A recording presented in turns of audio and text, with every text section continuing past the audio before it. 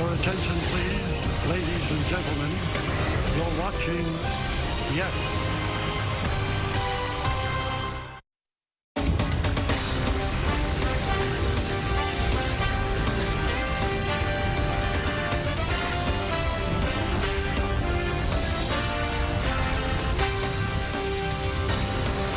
Winning a Player of the Week award, that'll put a smile on the captain's face. What an opening series it was for Aaron Judge and the Bombers offense. Tonight, it's an early season test. Corbin Burnes makes his D-backs debut.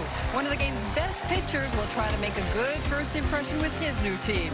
Let us get you ready as the New York Yankees host the Arizona Diamondbacks on a Tuesday night at Yankee Stadium in the Bronx. Hello, everybody, and welcome to Yankees Batting Practice Today, presented by Audi. I'm Nancy Newman. What a season-opening series it was for the New York Yankees. They scored the most runs in franchise history through 3 games. They tied the Major League home run record through 3 games. And they're off to a 3-0 start for the 2nd year in a row. Tonight, a new opponent is in town. Let us begin on the mound. The starting pitchers are our keys to the game, brought to you by your local Kia dealers. It'll be the D-backs debut for Corbin Burnes. He was 15-9 with a sub-3 ERA for the Baltimore Orioles last season. And for the Yankees, it's the season debut for Will Warren. He appeared in 6 Major League games and made 5 starts last year. Warren earned a spot in the Yankees rotation after a strong start to his spring training. He had a 1.54 ERA over his first 4 games and showed off an arsenal that continues to improve. The Yankees were particularly impressed with his changeup that got hitters to swing and miss 1/3 of the time. The 25-year-old enters the year as one of the Yankees' top pitching prospects, and he gets a lot of movement on his pitches. We mentioned his evolving repertoire. Warren relied heavily on his 2 fastballs and his sweeper during his time in the majors last year. The changeup was a distant 4th on that list. But during this spring training, he increased his changeup usage by more than 6 percentage points, something to keep an eye on. Meanwhile, on the other side, Burnes puts on an Arizona uniform after agreeing to a 6-year, $210 million deal over the offseason. He has the lowest opponent OPS since 2020, and he's received Cy Young votes in each of the last 5 seasons, winning the National League's top prize in 2021. This will be Burnes' 4th career start against the Yankees, and though he's been very good against them, he's yet to win a game.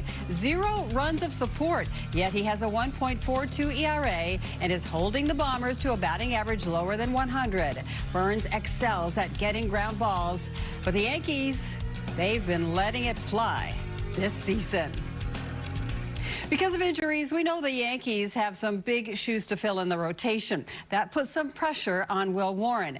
But like Luis Hill last year, we saw what can happen when a young pitcher rises to the occasion. In our quote of the day, courtesy of Toyota, the official hybrid vehicle of the New York Yankees, Aaron Boone talked about what he's expecting to see from Warren. I think just continuing to kind of refine and sharpen his arsenal that I think continues to get better. Yeah, I've said all spring, like he has everything to be really good as a starter. Now with the curveball, the changeup, that have become real pitches for him that should help him with both sides, left and right-handed. It's all there. There's no doubt in my mind that he's going to be a really good pitcher in this league. It's, now it's about just continuing to limit mistakes, that next level of execution. We saw flashes of all of it last year. He also took his lumps last year, but I think also grew from it. He's a confident kid, and with everything to go out there and be effective. So if he executes, he'll give himself a good chance. Andy, to the right. Aaron, 2 things on Ottavino. When he was here the first time, what kind of while ago now, almost like a different time, a different team. What did he mean to that little era of your time here and those teams?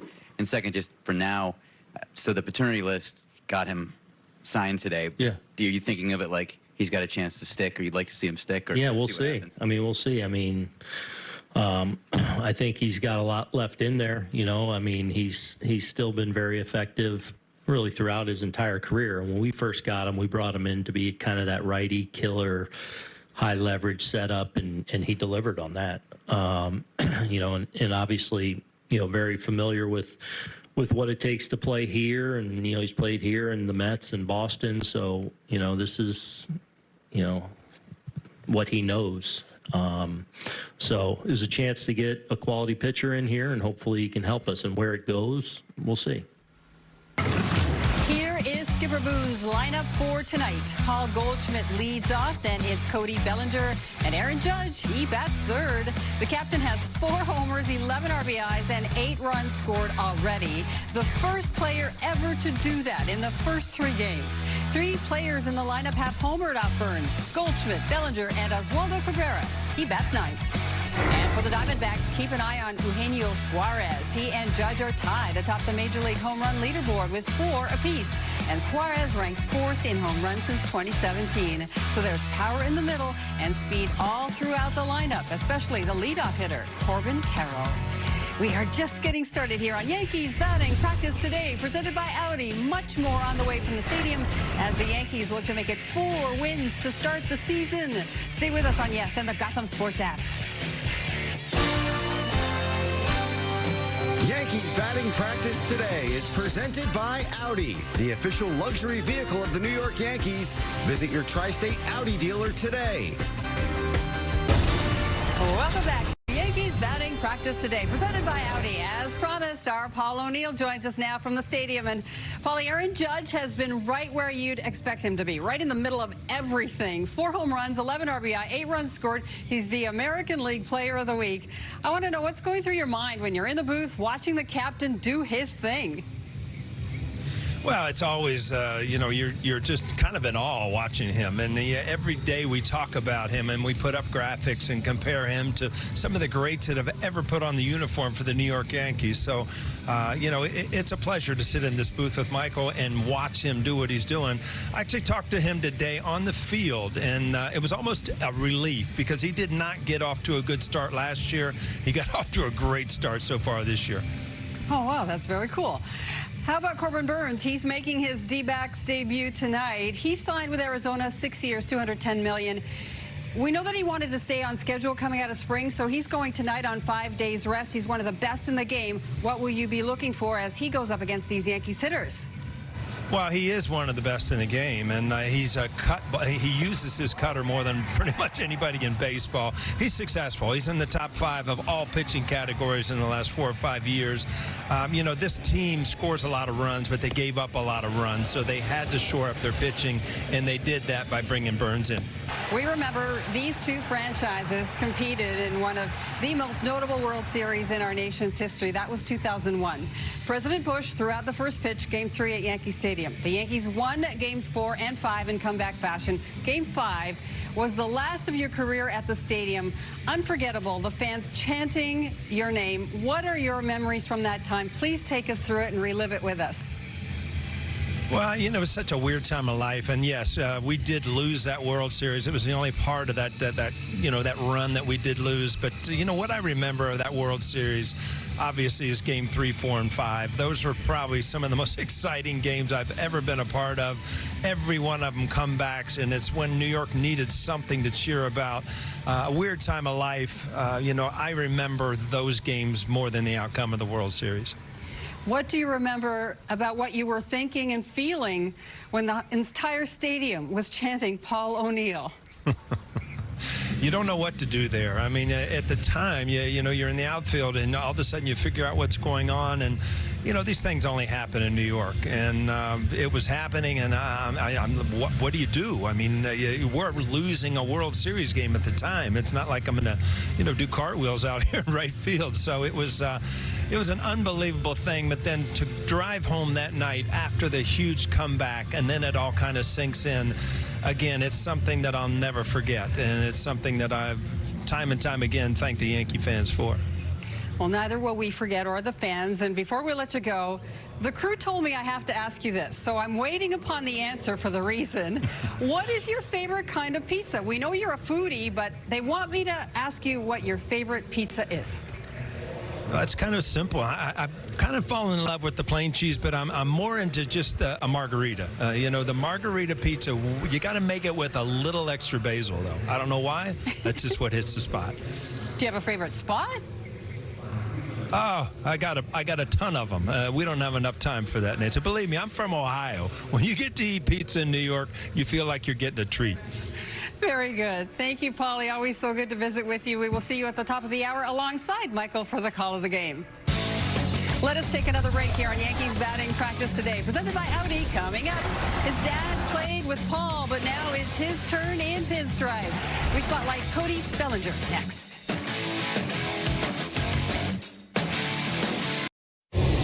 Welcome back. Let's head inside the cage in the Bronx. It's Anthony Volpe getting in some swings. 2 home runs and a couple of walks have Volpe's OPS north of 950 through 3 games. A powerful start to his 3rd season in the bigs.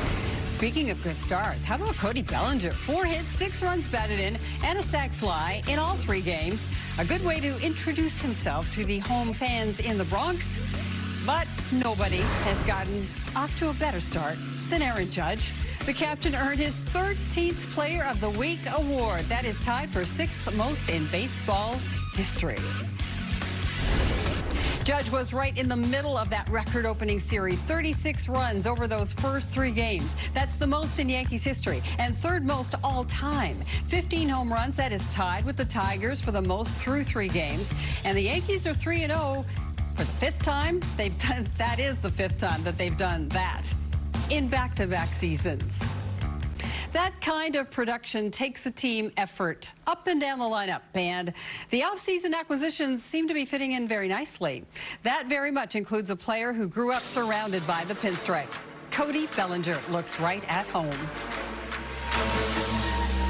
Bellinger lost one deep to right center. We think Cody's swing is tailor-made for Yankee Stadium. There it goes. See ya. But more than that, he's an all-around outstanding player. Always want to get that first home run out of the way. I think we'll see his offense go to even another level. I think Bellinger is going to thrive as a Yankee. I think having half of his games at Yankee Stadium is going to boost him. He's a proven major leaguer. He can go up there, have quality at bats. He can go up there and change the game. Bellinger gets the job done with the sac fly, 4-1 lead. He's going to help us do a lot this year. Looking forward to what he can do. He's an elite outfielder. He makes the play over his shoulder. Bellinger covering a lot of ground here in the Bronx. You know, we both kind of came up in 17 together. You know, he's a guy that's won MVP in 2019. He's a guy that can carry a team on his back when he needs to, and he's so dynamic. You know, you can play him anywhere in the outfield, play him at first base when you need to. He's going to be a big part of this team, and definitely an X factor for us. Cody Bellinger, I think, is obsessed and driven to be the best player he can be. He's only 29 years old, so really excited to get to see him with the Yankees. You watch Bellinger. He's going to put up good numbers. There's times he's going to put up great numbers, but his swing is so violent. He has such great exit velocity on every ball that he hits. It's such an unusual stance and swing, too, right? You can't teach a lot of young kids how to hit like Bellinger. Stands straight up, doesn't have a whole lot of movement, and just reacts to the baseball and hits hard line drives. There you go, Cody.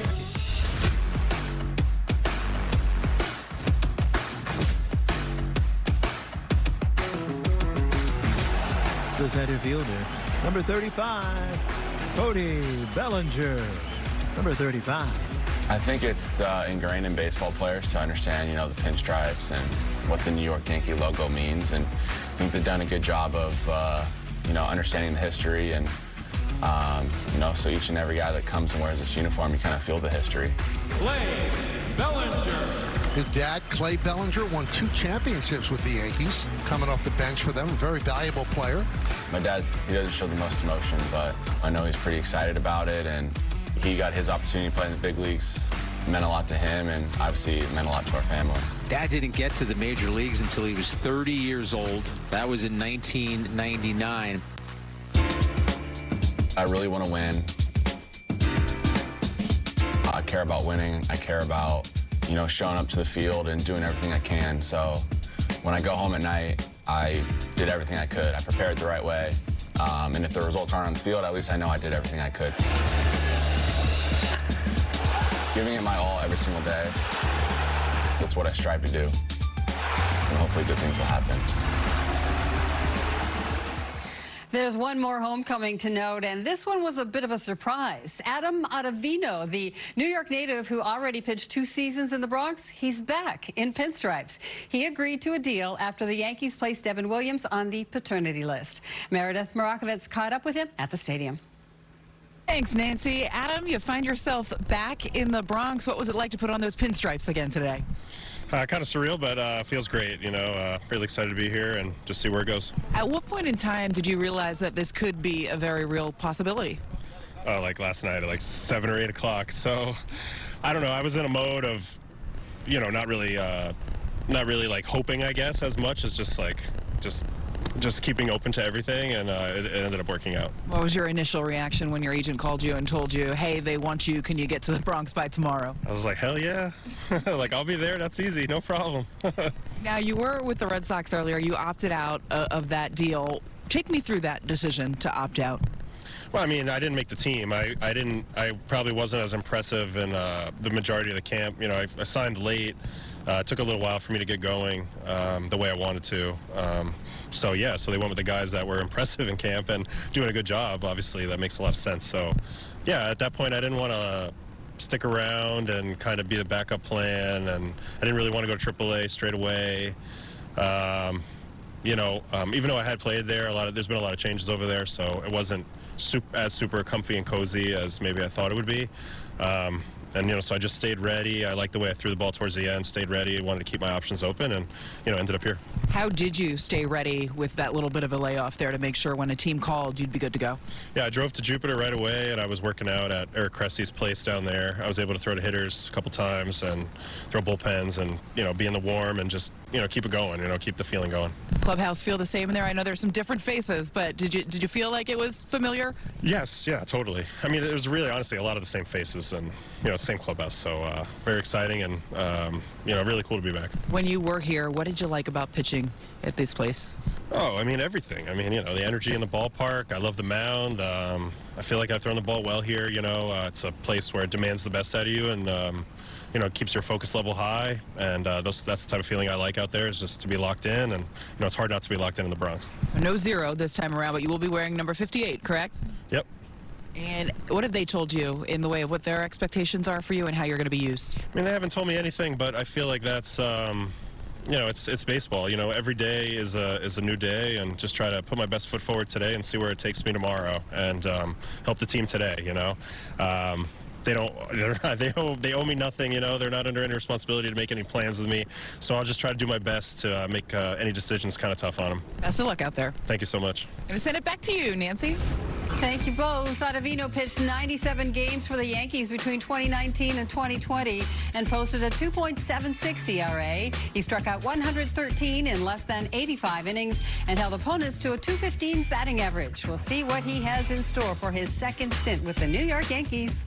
One last break here on Yankees Batting Practice Today, presented by Audi. We will wrap things up after this as we get closer to the first game of the series between the Bombers and the D-backs. Keep it here on Yes and the Gotham Sports app.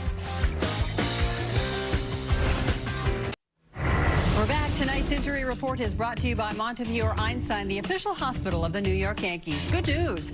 Clark Schmidt took another step toward returning after throwing 3 innings in a simulated game in Tampa on Monday. He got up to 46 pitches, and he'll throw again on Saturday as he continues to work his way back from right rotator cuff tendonitis. Recently, we've heard a whole lot about the torpedo bats and how more and more players around baseball are experimenting with them and what they can do.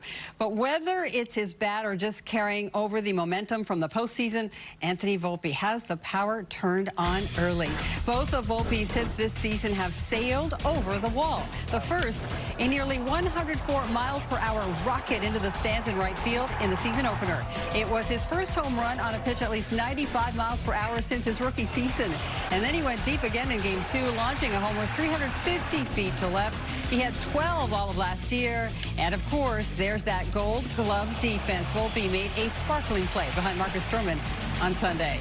Volpe is on a nice run against the National League over his last 8 games against the senior circuit, including the World Series versus the Dodgers. Volpe has 3 home runs, 9 RBIs, and an OPS approaching 900. The Yankees start the season with 3 straight series against NL teams, so we'll see if Volpe can keep that up. Between his time in Arizona and St. Louis, Paul Goldschmidt knows the National League very well. He has acclaim as one of the best players in D-backs history, leading the franchise in OPS, and from a position player standpoint, no one has more wins above replacement. However, since leaving, he's gone deep 10 times in 30 games against his former team. Other things to watch for. Corbin Carroll is fast. He has more triples than anybody since 2023. Gabriel Moreno, he slows the game down behind the plate. For the Yankees, 15 home runs through 3 games, tied for the record. 2 more tonight, and they'd break the record through 4 games. And Jazz Chisholm Jr. has 3 multi-homer games with the Yankees already. He had 3 his entire Marlins tenure. That does it for this edition of Yankees Batting Practice Today, presented by Audi. Our next BPTV comes your way Thursday at 6 p.m., and I'll see you then. Right now, our game day coverage rolls on. It's the first game of a 3-game set versus the Arizona Diamondbacks in the Bronx. The best pregame in the business is next.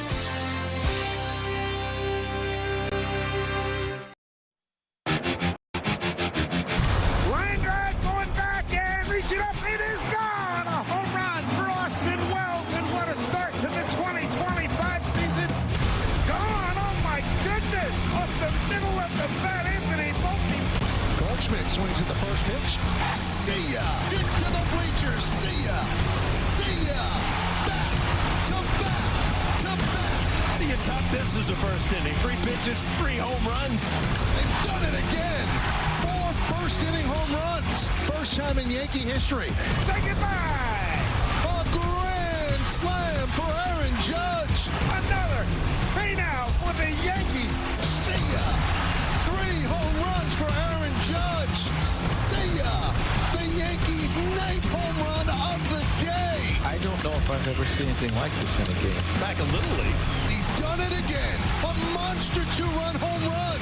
Can't keep him in the park. Say goodbye. Somebody in the second deck got a souvenir. That is in the stands for a home run, Jazz Chisholm. The balls just keep flying out in the Bronx. We fire torpedoes all around the park, you feel me? Yankees scored 36 runs in the series. They lived up to their name, the Bronx Bombers, in a big way.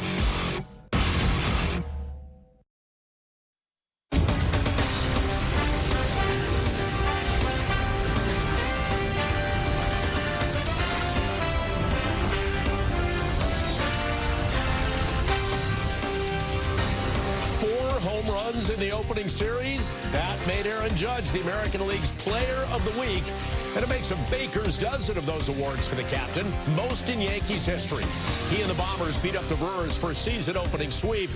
And hey, 4 homers, that also won Eugenio Suarez the National League Player of the Week award. Luis Gonzalez is the only Diamondback to hit 4 homers in the first 4 games of the season. So the power is on in the Bronx as the New York Yankees host the Arizona Diamondbacks on a Tuesday night at the stadium. And we're glad to have you with us on the FanDuel Yankees pregame. Bob Lorenz and Jack Curry with you. First of 3 between the Yanks and the Diamondbacks. We've mentioned the power. We mentioned the big numbers. We saw a lot of that in the open. And there's a guy named Will Warren making his first start for the Yankees this season. So there's not a song title named Where There's a Will, There's a Way, right? So you had to go a different direction. There might be, but I couldn't search that one out. So I'm going to go back to what that offense has done, Bob, and talk about how everything around the Yankees right now feels like good vibrations. They're rocking and rolling. They're having fun. They're being very successful. The 15 homers, the 36 runs, the torpedo bats, all of those have been part of the headlines. Warren wants to be part of that headline today because he wants to shut down the Diamondbacks, and he wants to be able to go head-to-head with Corbin Burns, a man who has a Cy Young Award on his shelf. So we will see how that Yankee offense does against a very competitive pitcher in Burns. Let's talk more about that pitching matchup right now as we get it out to the stadium. Meredith Marakovic standing by with the Clubhouse Report, brought to you by your local Ford stores. And Meredith, let's start with Warren trying to make an impact tonight when the Yankees pitching so far has been good through the first 3 games.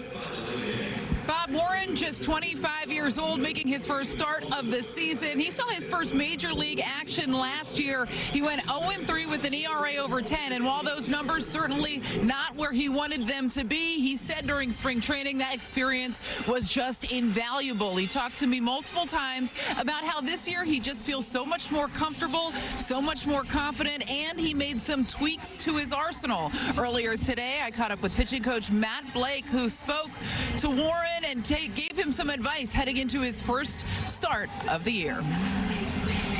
Yeah, I think just like he did a nice job in spring training, kind of getting out of the gates. Obviously, the real ones, this first test here, but I think that he got his feet wet last year is important and kind of, weathered his, way through a couple outings. But I think just being himself, attacking the zone, not letting it be too big. And, I think he's got enough weapons to get through this lineup. It's just a matter of just executing and getting it and controlling counts. You mentioned the weapons. We saw a lot this spring, the changeup, the curveball.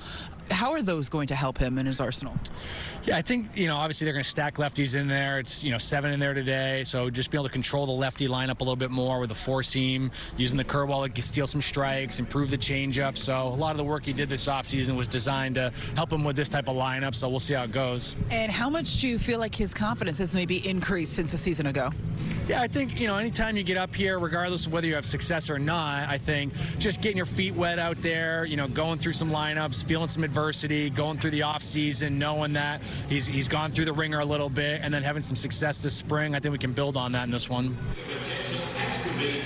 And you heard Matt Blake talking about his curveball against left-handed batters, 7 in there for the Diamondbacks. Aaron Boone saying earlier that his curve and his change, well, those are real pitches for him now. They can certainly play a role. They're going to have to play a role if he is going to have success this season. Now, there were a couple of roster moves for the Yankees. Devin Williams is not with the team right now. He is on paternity.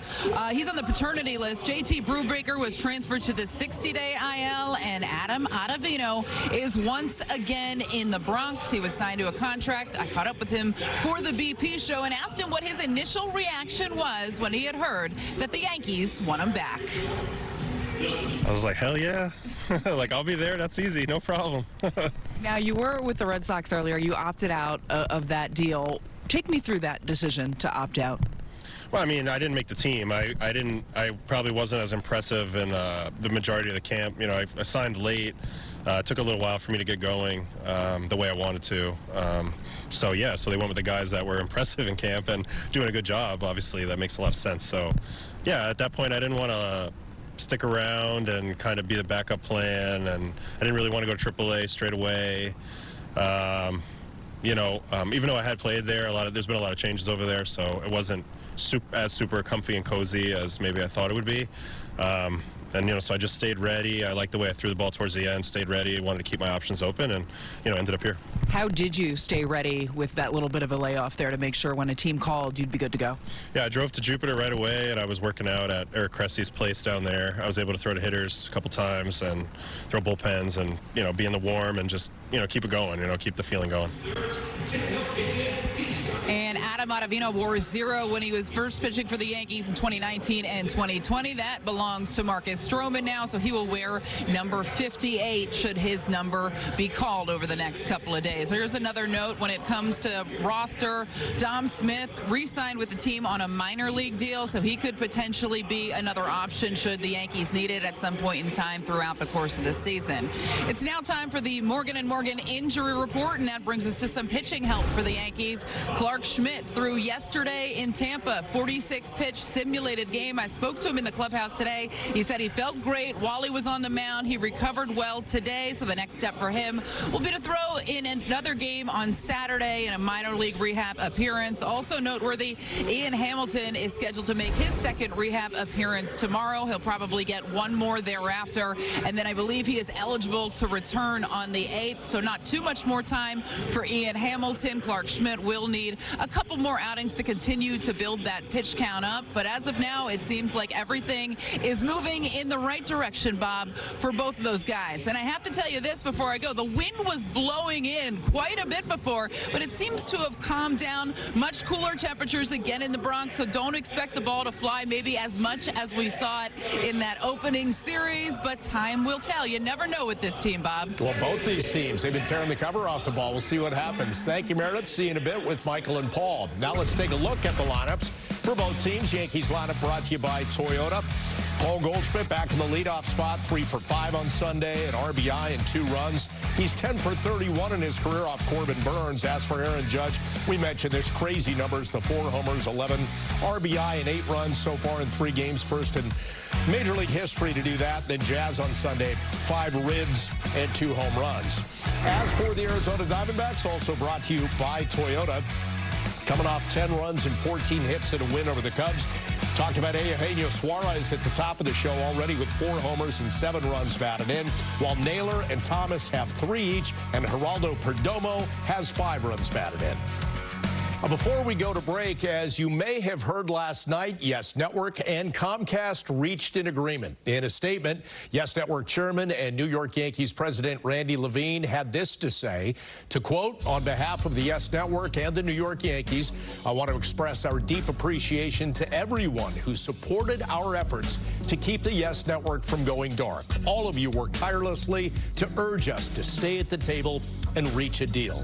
I would like to thank President Donald J. Trump and his administration, especially Federal Communications Commission Chairman Brendan Carr.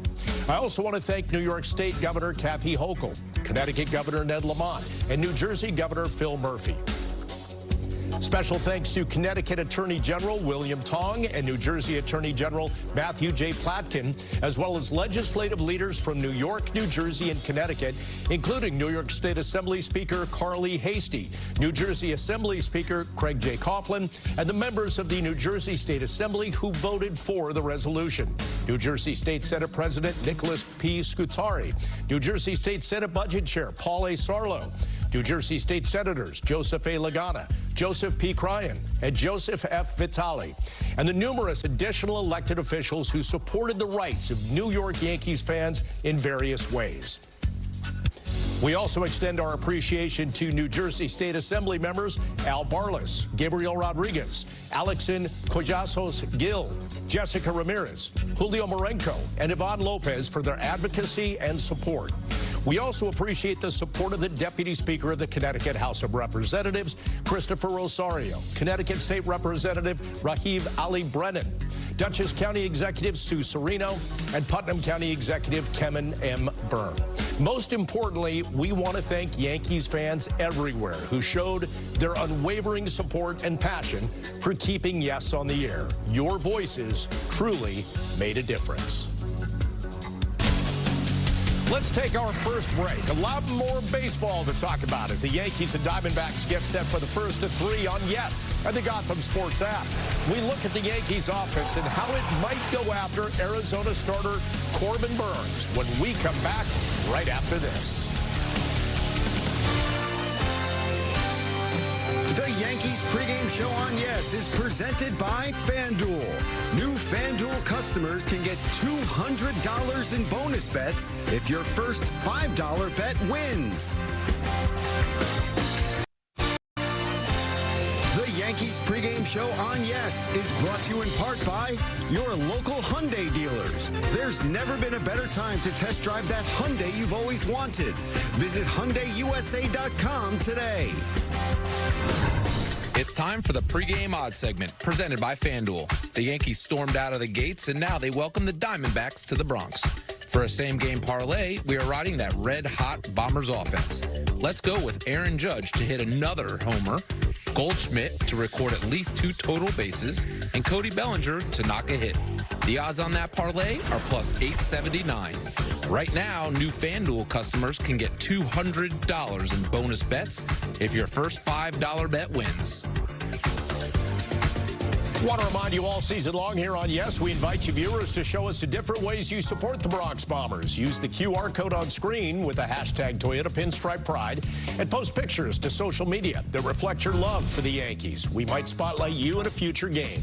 Pinstripe Pride is brought to you by Toyota, the official hybrid vehicles of the Yankees. One fan with a big NY necklace there. Maybe necklaces are a thing. I'm not sure. Jazz Chisholm Jr. wears one. He's having success. We've talked to him about as a 30-30 guy. Maybe even are we crazy to think 40-40, but let's stick with 30-30. Homers don't seem to be the problem. He's got to get on base and steal those bases, too, though. Yeah, I think 30-30 is well within his reach. I said that before the season started. I will repeat that. Just look at what he did in 46 games for the Yankees last year. 11 home runs, 18 stolen bases. If you prorate that across a full season, you would very easily be a 30-30 player. We're taking a look at those home runs, Bob, that he has hit with his torpedo bat. I thought Jazz was very entertaining on social media yesterday, fielding some questions about it. Basically said, listen, the barrel is bigger. It's within MLB regulation. They've moved the wood from the parts of the bat you don't use to the parts that you do use. But as Aaron Boone said before the game, you've still got to go up there and you have to succeed with the bat that is in your hands. Jazz Chisholm is succeeding. And by the way, the homers you mentioned last year after he joined the team, that wasn't because he was going for the porch. He never fell prey to that, right? He just was kind of having his normal swing, and it produced those homers out to right field. I think the best hitters follow that routine, Bob. If you come to Yankee Stadium and you adjust your swing to start shooting for that porch, it's not going to work out well for you. I asked Juan Soto about that last year, and he said, I'm just going to be the hitter that I have always been. Paul O'Neill, going back 30-plus years when he came to the Yankees, Gene Michael, who was the general manager at the time, said, we don't want you to change. You hit the baseball all over the field. That's what we want you to continue to do. I think Chisholm has followed that credo as well, and he's having a blast. As Omar Minaya, one of Brian Cashman's lieutenants, said to me in spring training, when Jazz walks in the room, he said, you know he's there. Well, when Jazz walks on a baseball field, you know he's there. Well, the Yankees and Jazz want to have a blast. The question is, can they do that against Corbin Burns? 3 starts against him, Jack, a total of just 6 earned runs. He's had some pretty good success against him. And within one of those starts, it was an 8-inning no-hitter. So Burns is a guy, you know what he's going to do. He's going to come after hitters with hard stuff. Bob, he throws his cutter almost half the time. It's 95 miles per hour.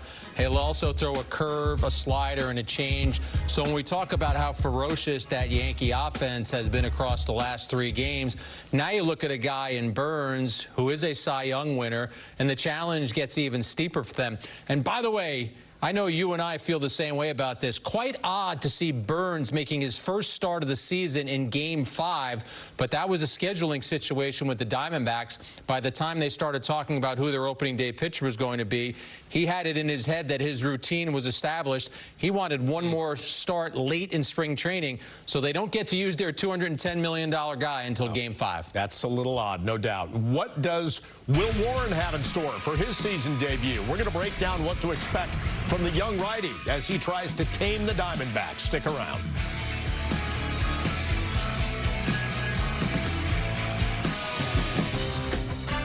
The Yankees pregame show on Yes is presented by your local Tri-State Genesis retailers. Learn more at genesis.com. The Yankees pregame show on Yes is brought to you in part by Morgan & Morgan, America's largest injury law firm. Injured? Visit forthepeople.com. Great to have you back once again on the pregame. Let's talk a little about Will Warren. And you and I did a couple spring games together, Jack, where you could tell his demeanor, his presence on the mound was vastly different. Like he really wanted to grab one of those available rotation spots. Aaron Boone talks a lot about how sometimes you need to get punched in the face and react. And let's be honest, Will Warren got punched in the face at the major league level last season. The ERA was over 10. But it's what you do after you get punched in the face, Bob. How do you punch back? And the way that he has punched back this season is by improving his arsenal of pitches. Teams are going to load up on left-handed batters against him, as the Diamondbacks are doing today with 7. So if you're Warren, how are you going to get them out? He's improved his sinker. He's improved his curveball. And in the game you referenced that you and I did, right out of the gate, I noticed how much better his changeup was this season. So that's going to dictate how well he pitches today. What can he do to get those Diamondbacks lefties out? And if they're good, the sinker and the change should both be effective moving away from the left-handers, right, keeping it off the barrel. 100%. And David Cohn always talks about how you want to have the ability to have pitches that intersect. You want to have one going right to left, one going left to right. So by having those two pitches at his disposal, that helps him do that, because then you can work in a breaking pitch that is moving from right to left. But this is a challenge for Warren, and you're right. I was impressed with his confidence, too, in spring training. He felt last spring training that he was a major league pitcher. I think he feels it even more now. I like the way you get so technical, the intersecting pitches. It's so simple when you explain it that way. Just thank Coney for that. Well, the New York Yankee Foundation's 50-50 raffle is now open. For every home game at Yankee Stadium, one lucky fan wins half the pot, and the other half is donated to the New York Yankees Foundation. Buy your tickets now at Yankees.com/50-50. One last break on the FanDuel Yankees pregame. We're going to wrap things up with some keys to the game, so stick around on Yes and the Gotham Sports app.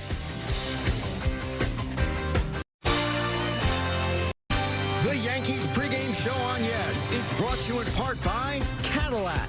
Spring is the season for new beginnings, and it's the best time to get behind the wheel of a sophisticated new Cadillac SUV. Visit your Tri-State Cadillac dealer today. Hey Yankees fans, I'm News 12 meteorologist Hope Asalka with your game day forecast, and the Yankees are right at home here in the Bronx. At first pitch, lots of sunshine, but grab a coat. Temperatures will be cool in the upper 40s, near 50 degrees. By the 7th inning, you have a brisk breeze, so you're going to feel that chill. Even by the end of the game, a clear sky, temperatures down to the 40s. So what's your mood cast? How does this weather make you feel? Let us know at News 12 the Bronx. Enjoy the game. Back to you. Hope, thank you. Little crispy out there, like it was for a couple games in the season opening series, Jack, and that can affect a pitcher, right? But it didn't seem to affect the hitters. Certainly, they were red hot. What do you see as the key to the game? Well, what might affect the Yankee hitters is what the key is going to be, and that's about conquering Corbin. That's how the Yankees win this game tonight, by having those quality and productive at-bats that they've had across the first 3 games against this gentleman, Corbin Burnes. Keep an eye on Paul Goldschmidt. 10 for 23 in his career against Burnes, which is an average of over 300. But mixed in there, Bob, 11 strikeouts. Bellinger has also faced him a lot. I think we look at the way that Boone has been assembling his lineup. He really seems to like Goldschmidt in that leadoff spot. We'll see if Goldschmidt can get the offense going early. All right, that's going to do it for us. Thank you so much for joining us on the FanDuel Yankees pregame. Coming up next, Game 1 of 3, Yankees and Diamondbacks. It's Michael Kay, Paul O'Neill with a call, Meredith Barakovitz alongside. Jack and I will see you on the postgame with Meredith. Have a great night and enjoy the ball game. Coming up next on Yes and the Gotham Sports app.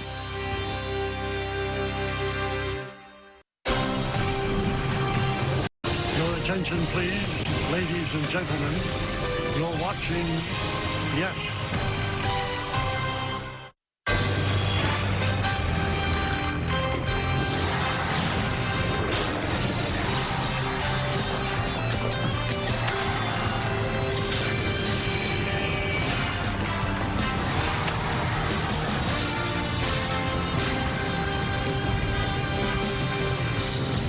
It is a cool, crisp Tuesday evening here in New York City, and it is time for baseball as the Yes Network presents New York Yankees baseball. It's the New York Yankees against the Arizona Diamondbacks in Game 1 of a 3-game set from Yankee Stadium in the Bronx, New York.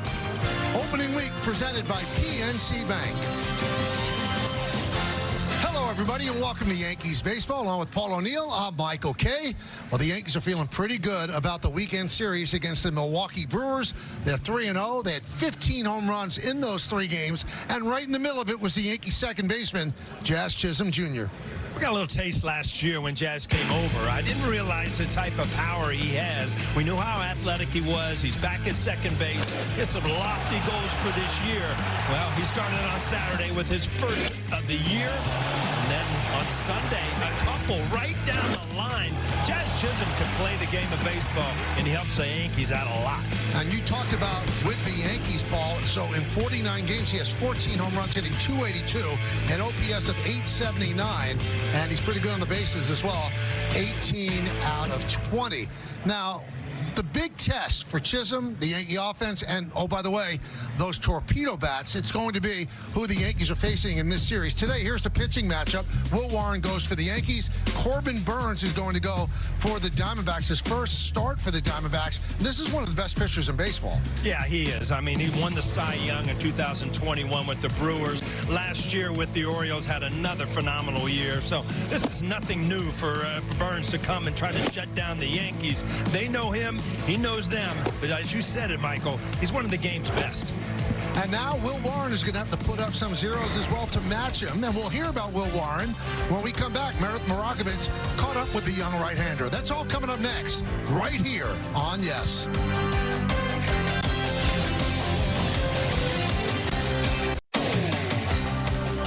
Welcome back to the Bronx for Yankees baseball on Yes. Game 1 of the 3-game series between the Yankees and the Arizona Diamondbacks is coming your way in just a few minutes. Hey everyone, I'm Meredith Marakovitz. When this one gets underway tonight, as Michael K. mentioned, it is going to be Will Warren getting the ball for the first time this year. He was asked earlier this spring what lessons he learned from last season and how they might help him this time around. I think the biggest thing is experience. Obviously, we have a lot of guys on the staff with a lot of experience, and so just picking their minds and asking them questions of, you know, what did you do in this situation? You know, have you struggled here? How did you do this? And in my own experience of going out there and, you know, having success or failing, either way, just learning from the moment and using that to build, you know, my arsenal and the mindset. You heard Will Warren mention his arsenal. Well, that arsenal has improved this season using his curveball, his changeup, especially against left-handed batters. Aaron Boone said those pitches are real for him right now, and they could be difference makers on the mound. Plenty more to come here on the Yes Network. When we get back, Will Warren gets the ball. Game 1 between the Yankees and the Diamondbacks next, right here on Yes. Yankees baseball on Yes is brought to you in part by Montefiore Einstein, the official hospital of the New York Yankees. By PNC Bank, opening week presented by PNC Bank. Brilliantly boring since 1865. By the New York Lottery, get out there and play. And by Optimum Fiber. Get Optimum, the fastest fiber internet. Don't take slow for an answer. The Great Hall. And to the great field where the Yankees take the field here at the stadium for the beginning of this 3-game set after an impressive 3-game sweep of the Milwaukee Brewers over the weekend. And the Yankees certainly exhibited a great power stroke with 15 home runs and 9 in one game on Saturday, which broke their team record and just one behind the Major League record. Obviously, they would love to do the same. A much tougher pitching staff the Diamondbacks bring into town, starting with Corbin Burns. But all eyes right now for the Yankees is going to be on Will Warren, who got into the Yankee rotation because of all the injuries during the spring with Garrett Cole and Heel, and obviously Clark Schmidt also starting the regular season on the IL. So the Diamondbacks are ready, and we'll take a look at their starting lineup. Corbin Carroll is in right field leading off. Ketel Marte at second. Pavin Smith is the DH. Josh Naylor, former Guardian, he's at first cleaning up. Eugenio Suarez, third baseman, bats fifth. Batting sixth and catching, Gabriel Moreno. Jake McCarthy in left. Alec Thomas in center. And Geraldo Perdomo is the shortstop, and he is going to bat ninth. And Will Warren is the man that they will face. He had 6 games in the big leagues last year, 5 starts. 0-3 with a 10.32 ERA. 29 strikeouts, though, in 22 and 2/3 innings. Let's find out more about him. Let's check out the Nissan Pitcher Scouting Report. Well, you kind of touched on it, Michael. This is an early appearance with the injuries to the rotation. He's starting game 4 of the season for the Yankees this year. Up and down spring. First 4 games, 1.54 ERA. The last 3, 8.74. So he needs to reboot and start spring training the way he starts the season here. Big opportunity. I mean, Garrett Cole's gone for the year. He was out for an extended period of time. This is a great shot for Warren to show that he's ready to be part of this Yankee rotation. And the Yankees have a big belief in him. They think there is stuff there that he could be a really viable Major League starter. One of the big believers is Aaron Judge. He said he's got the stuff to be successful. Warren's ready. Carroll's ready, and let's do it here in the Bronx. First pitch is up and away, and we're underway. Diamondbacks just split a 4-game set with the Cubs. Carroll was 4 for 14 in that series. Want to keep him off base. He can run. Carroll took a little bit of a drop. He was the Rookie of the Year in 2023. Last year, he went from 283 in the rookie year to 231, a 5.3 WAR to a 3.4 WAR. Most of the damage he did offensively was in the second half, and that's why they're optimistic that it was just kind of a bad start. And 17 home runs in the second half of the season last year. Always could run. 54 stolen bases in 23 when he won the Rookie of the Year. So, I mean, he is somebody that really sets this offense off. Actually, the top 2 guys with Marte on deck and Corbin, if you can keep them off the bases, obviously that's a big part of the Diamondbacks offense.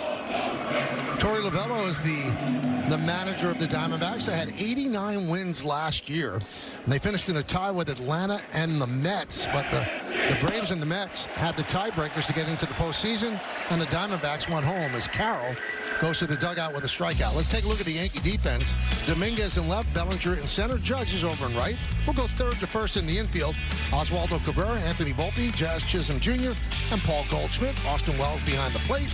Ben Rice will DH, and Will Warren's on the mound. Here's Marte. Marte was third in the National League MVP voting last year. Ohtani won. Francisco Lindor of the Mets was second. Again, phenomenal year last year. 36 home runs, 95 RBIs. A lot of offense.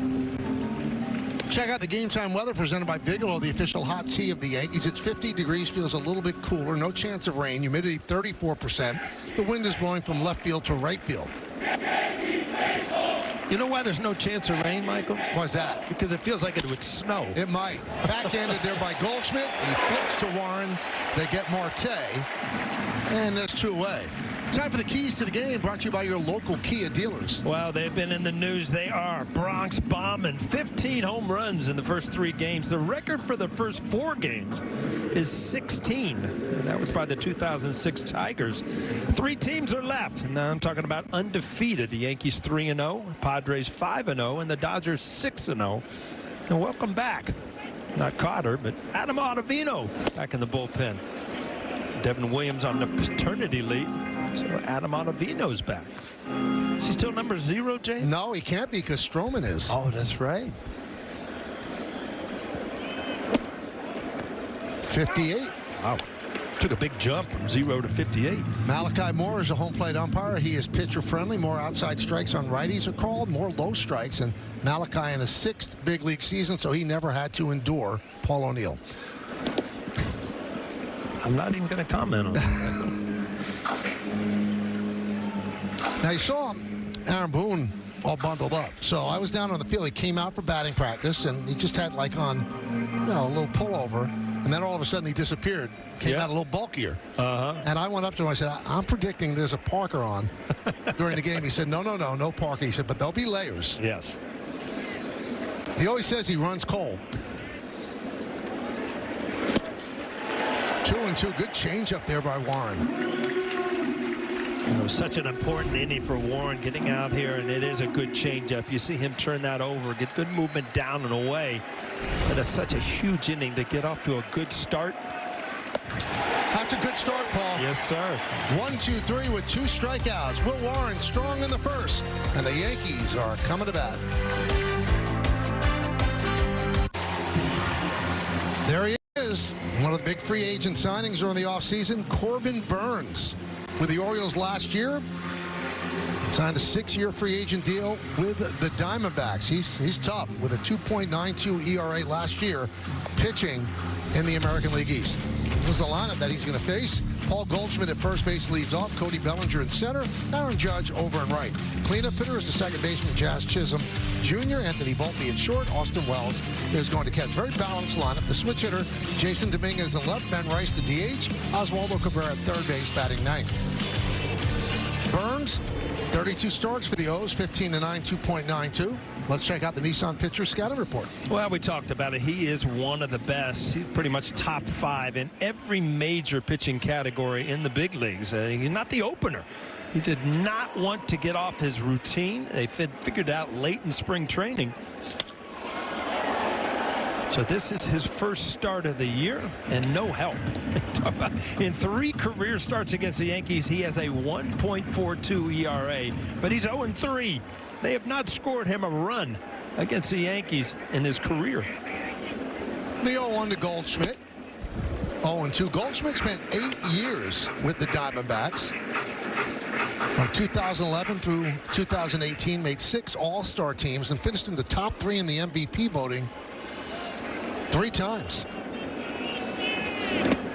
1-2. Now, he's been leading off the last 3 games, and that's against a righty today. Now, Boone explained Burns has sort of even or reverse split, so he doesn't really counteract righties as much as a normal righty would. And they'll mix and match throughout the season, but he likes what this looks like so far as Goldschmidt down on strikes. Here's the D-backs defense, and they're one of the best defensive teams in the game. Jake McCarthy in left, Alec Thomas in center, Corbin Carroll over and right. In the infield, it's Suarez, Perdomo, Marte, and Naylor. That's third to first. Moreno, you don't steal against him. He's behind the plate. Pavin Smith, the DH. Burns on the mound. There's Bellinger.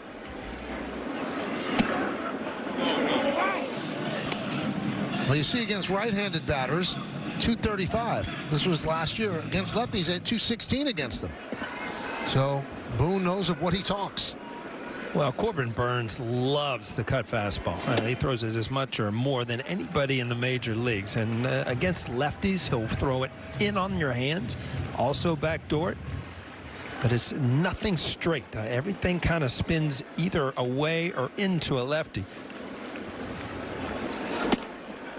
Burns signed a 6-year, $210 million deal on December 30th. That's an average annual value of $35 million, but for fewer years than people thought he was going to get. But he has a home in Arizona, really wanted to live there. And from what I hear, the Orioles actually offered him more than that, but he decided to sign with the Diamondbacks. Now, Paul mentioned this is his first start. This is Game 5 for the Diamondbacks, and it was Zach Gallen who got the opening day start. And they decided late in camp, as Paul mentioned. And Burns did not want to upset his routine. And this is what he said. The reason you guys signed me, the reason you guys gave me this contract is because of the process and the routine. Is that something you want to change for the first start? He said, and the answer was a pretty resounding no. So this was the option we had. I don't know if you read some of the quotes, but Torey Lovallo, he pretty much just stood up and said, I should have known this. It was just too late in spring training to mess everything up. And, you know, what's it going to, it's really not going to cost him anything. It's just not being the open day starter when you just sign a big contract. You know, I think he's had enough success in the major leagues that that's not a big deal.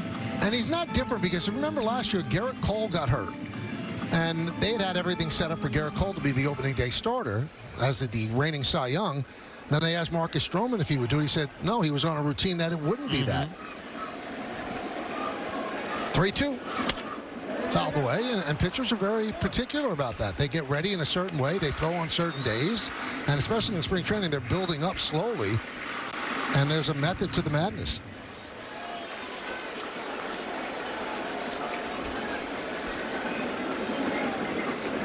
Swing and a miss. Good cutter. Bellinger down on strikes. Yeah, you see, he works both sides of the plate. He has been away, and then you see the ball around the baseball kind of cutting in on a lefty. Very tough pitch to hit if thrown correctly.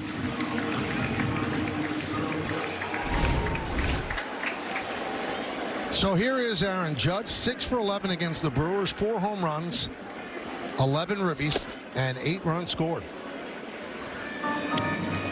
He was voted the American League Player of the Week, 13th time he's won that award.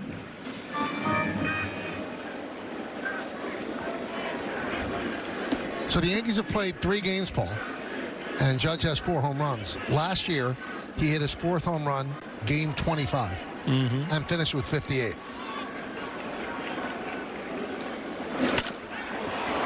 That one's in the park, a high pop-up in the middle of the infield. Suarez makes the play, and the Yankees go down in order, 1, 2, 3, and we'll go to the second. Well, let's check out FanDuel's live same-game parlay. Will Warren had a strong first inning. Retires the Diamondbacks 1, 2, 3, striking out Carroll and Smith. So here's Josh Naylor. Fans remember, he's the one who made the Rock the Baby celebration when he hit a home run in Game 4 of the 2022 ALDS against Garrett Cole. This is his first year with the Diamondbacks. Diamondbacks lost Christian Walker as a free agent. Astros signed him. The next day they traded for Naylor. Yeah, he's got some big shoes to fill. Christian Walker was solid for the D-backs. Over the last 3 years, he averaged 32 home runs and 94 RBIs with a Gold Glove each year. So, you know, you're filling in, but you better do something because that was a big part of their team. Ground ball. Chisholm. 1 away. It's time for the Mohegan Sun team scouting report. Well, the top offense last year, almost 5.5 runs a game, which led the major leagues. But the only problem was they gave up a lot. They gave up the 5th most runs, so they improved their pitching. And big reason why is you got Corbin Burns on the mound tonight. Snakes alive, kind of the slang term that they use for themselves out there. They went to the World Series in 2023. Then last year, Michael, you talked about it, missed on a tiebreaker. But they are favored to get back to that point again. A playoff-bound team, probably. Here's Suarez, 4 for 14 against the Cubs. All 4 of his hits were home runs. And they were the first 4 hits of the season for him. And because of that, he's the National League Player of the Week. Judge, the American League Player of the Week.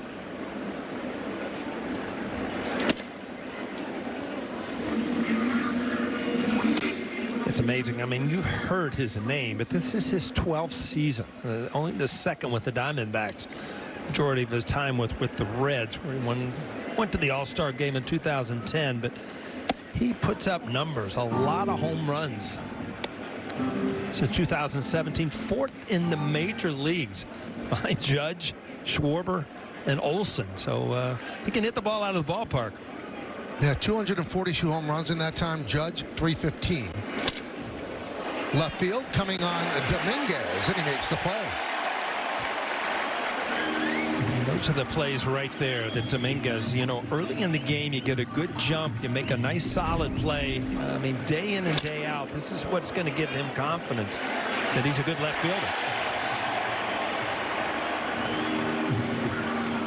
Always said, Michael, see that ball right in front of you. It's really the toughest play as an outfielder. You can't get to either side of it, and you almost lose sight of it as it goes into your glove. Here's Moreno.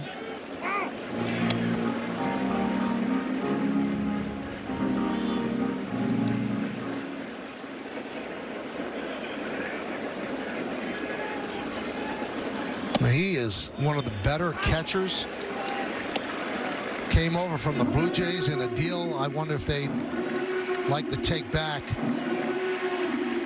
Blue Jays got Dalton Varsho in December 2022, and the Diamondbacks got Moreno and Lourdes Gurriel Jr.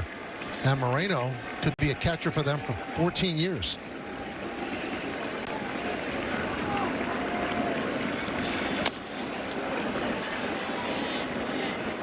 Yeah, he's only 25 years old, Michael. He won the Gold Glove last year.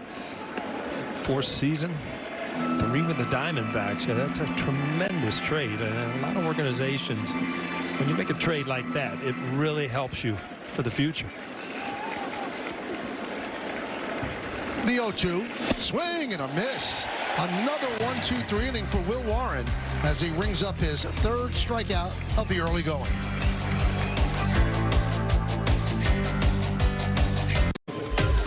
Well, it's time for Pinstripe Pride brought to you by Toyota, the official hybrid vehicles of the Yankees.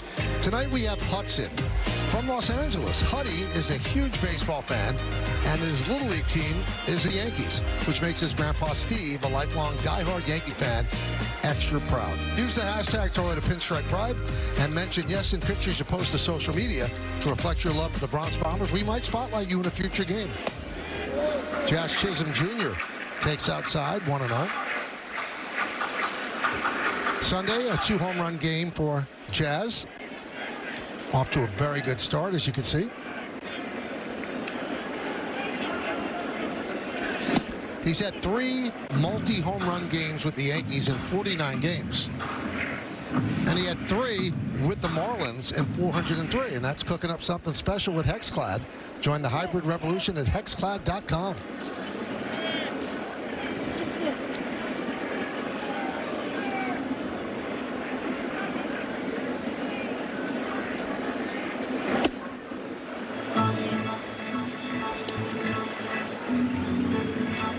What we got going here, Michael? Well, that is, he wears a lot of things from an anime series called One Piece. And on his armband, you see Monkey D. Luffy, also known as Straw Hat Luffy. He's the captain and founder of the Straw Hat Pirates. Nice. And protagonist of the anime and manga series One Piece. I know you were asking about this, Paul, that Monkey D. Luffy has the properties of rubber after accidentally eating one of the devil fruits. Okay. Yeah. I'm glad you explained that. Jazz is a big anime fan. Now, guys, you know that big chain that he wears sometimes? The hat? Well, that's from that series as well, and he also has that same design in his teeth. In his teeth, really? Yes. So it was new this spring. I think he got it at the end of last year. I asked him about it. I was like, wow, I haven't seen that before. A lot of diamonds. That's up close and personal. A lot of diamonds. He didn't like that call, and you could see why. Let's see if it hit the box. No, it didn't. Well, maybe a lace. You know, Michael, I'm coming off an off-season, a lot of babysitting, and, you know, I'm into Paw Patrol. That's my new thing. Very strong. Yes. Oh, yeah. The kids are past that now, but it was big. Marshall. Yep. Rubble. I mean, you know, Paw Patrol's big. We took them to a live Paw Patrol. Nice. Yeah, I think I pulled out half my hair. You know where I did that? I saw Snow White, too, with the girls. Yes. I had to act like I really, really was enjoying. I was going to be surprised at the ending, everything. Boy, I would have paid to see you watching Snow White. Now, Paul, did you see the Paw Patrol where Aaron Judge guest starred in it with Penny and Gus? I have not. I'm going to ask my little grandchild, Charlie, about if Aaron Judge, have you seen that episode? That's good.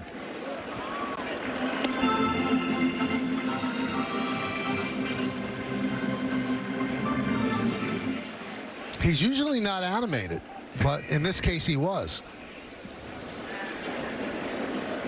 1-2. 2-2 on Volpe.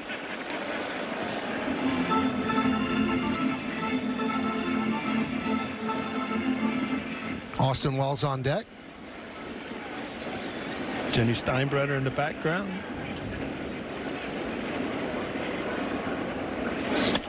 Yeah, she was here Sunday, too, when it was pretty chilly, as you remember. I give her credit. Now, you know, she's part of the Steinbrenner family that owns the team, and she could sit in any suite she wants, and she's out there every game. Well, I give her a lot of credit. She's got pretty good seats, you know. They are good seats. As Volpe down on strikes, 4th strikeout for Burns. Well, you see what Burns does. Cutters in, cutters out, and he just continues to throw it. Has exceptional control to both sides of the plate with that cut fastball.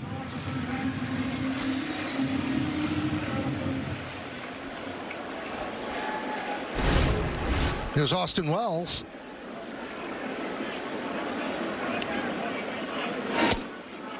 And a strike.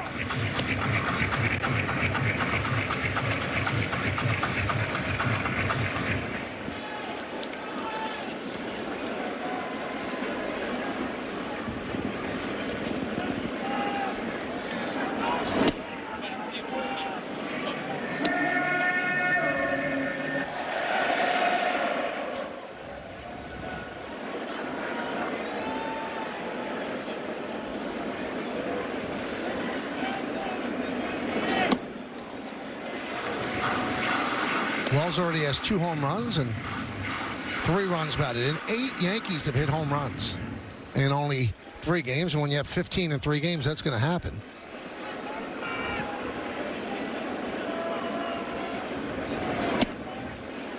Boy, Burns works quickly and he throws strikes. Won the Cy Young in 2021 with the Brewers. Last year he finished 5th in the Cy Young voting. 4-time All-Star each of the last 4 seasons, 3 with Milwaukee. And he started the All-Star game last year as an Oriole.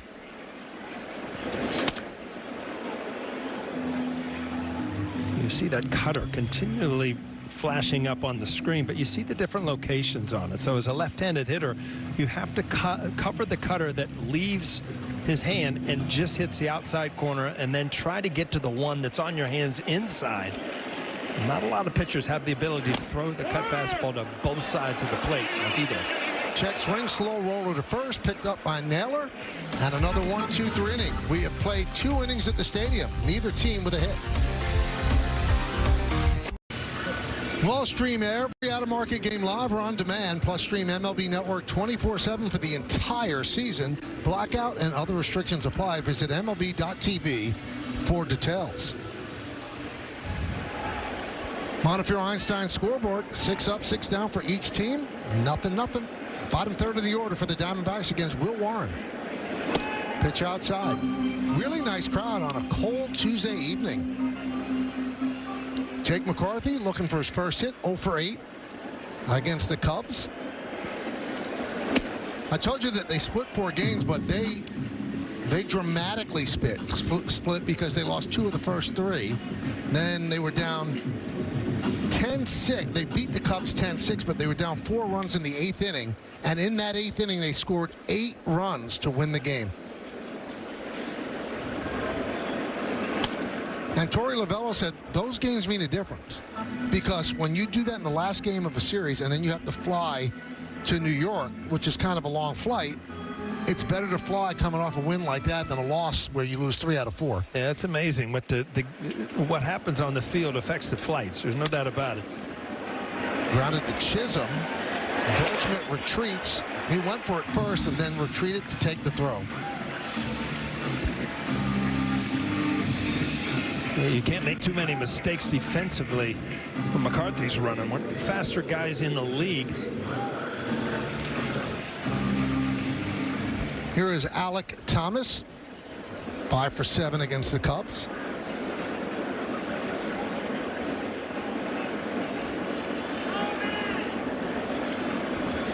Last year was kind of a lost season for Thomas. Strained a hamstring 4 games into the season, then had a series of setbacks that ended up knocking him out for over 3 months. Then he hit poorly when he came off the IL, and they sent him to AAA. And he's one of the better defensive center fielders in the game.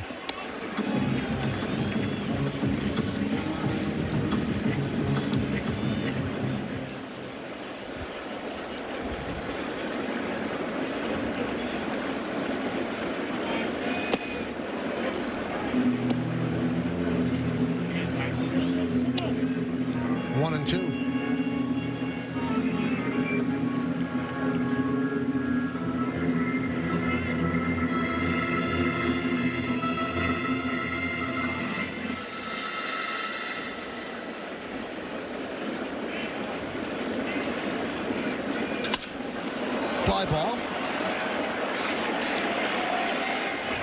Bellinger puts it away. Let's check out the arsenal of Will Warren on StatCast 3D by Google Cloud. Yeah, he shoots a four-seamer. He uses his sweeper and the cutter, which is a different look from the hitters. Last pitch being the sweeper that got in on the hitter. But, you know, he needs to be able to throw all those pitches for strikes. So far, so good tonight. Here is Perdomo.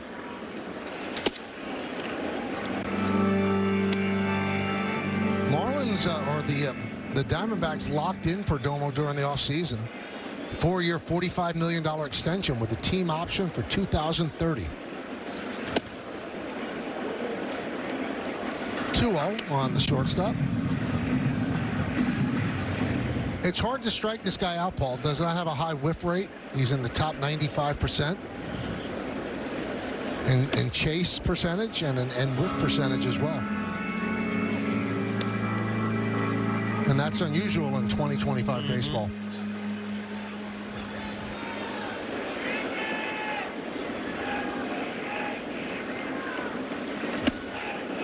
There's ball 4. That's the first base runner in the game.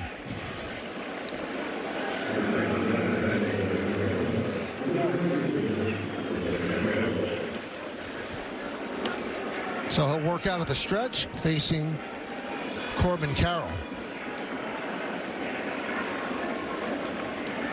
Carroll struck out in the first.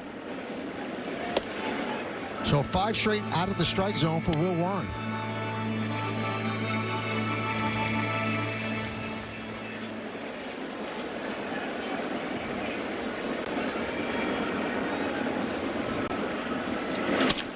High drive, right field, Judge back, turning, looking, gone. A 2-run home run for Carroll, and the Diamondbacks lead 2-0.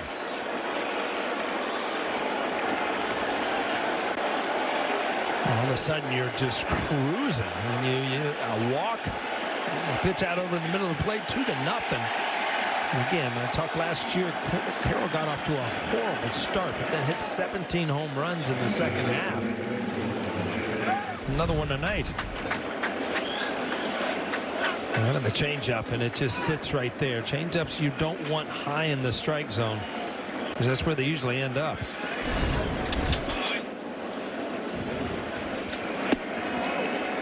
One 1-0 to Marte. See that grip, and you know you want that ball down, sinking away, even out of the strike zone, because it just the hitter sees it too well up in the strike zone.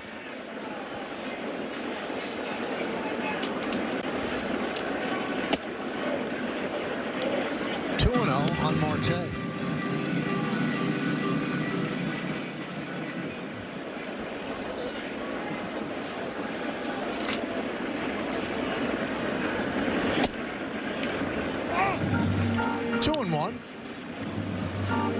That pitch a little bit behind. Only 2 out of 11 first pitch strikes.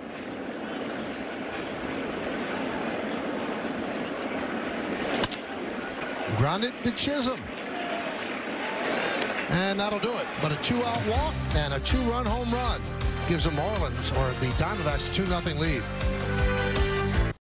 Well, tomorrow night on Prime, watch Aaron Judge and the Yankees take on the Diamondbacks in the second game of the series.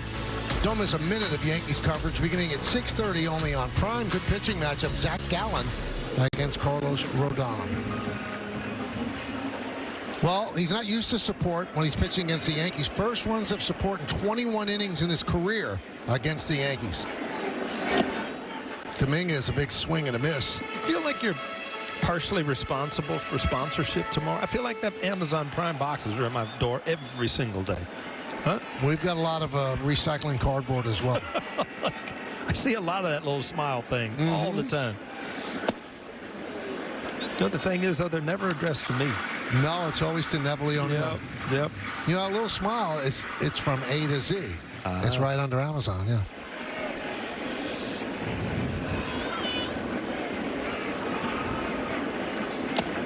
Two and one on Dominguez. Dominguez, 1 hit in the weekend series against Milwaukee. It'll be Dominguez, Rice, and Cabrera.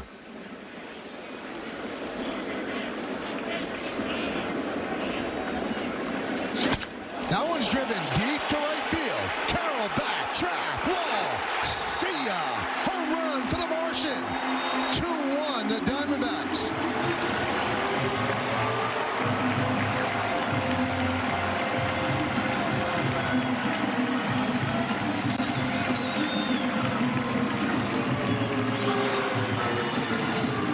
Well, it's a big home run for Dominguez and the Yankees. And if you go back to the first inning, Michael, where he made a nice, solid play in left field, all of a sudden now he comes up and hits a home run. I mean, you want him to be confident defensively so he does not have to worry about his offense. Great swing. I mean, this is what you look and you know that he's capable of doing.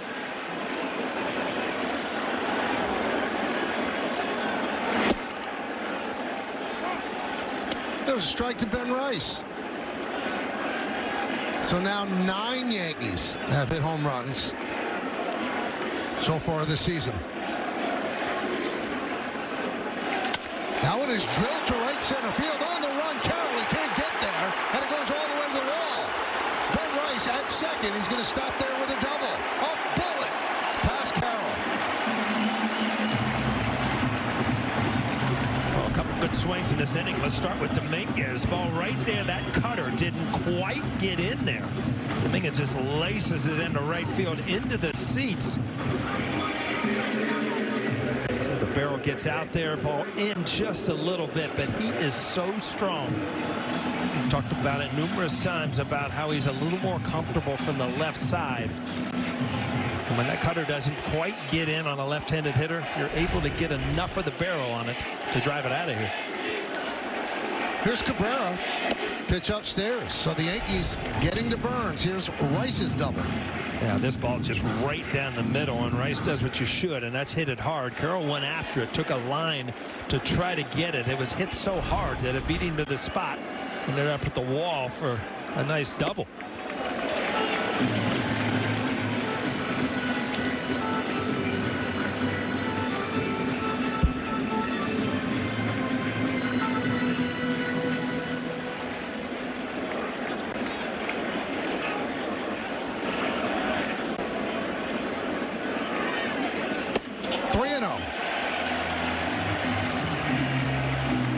It's funny, Paul, sometimes home runs and hard hit balls, they move you out of the strike zone. Yeah, it's funny how both pitchers were just cruising along, and all of a sudden you get in the stretch, and they're not as sharp, which is kind of strange. Dominguez, the exit velocity on his home run, 100 miles an hour. Rice's double was 111 miles an hour.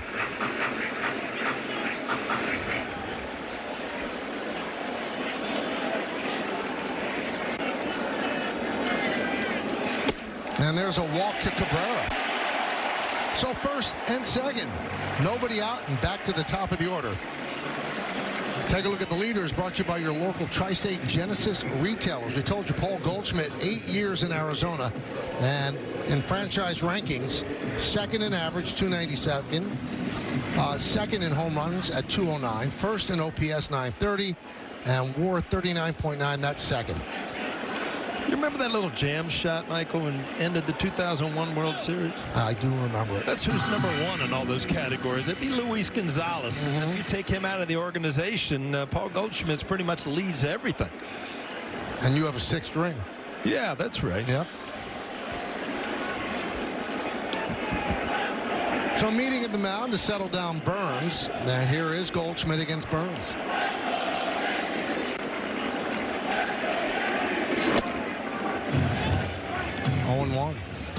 Goldschmidt struck out against Burns in the first inning. Home run by Dominguez, double by Rice, a walk to Cabrera, first and second. Diamondbacks lead 2-1. We're in the bottom of the third.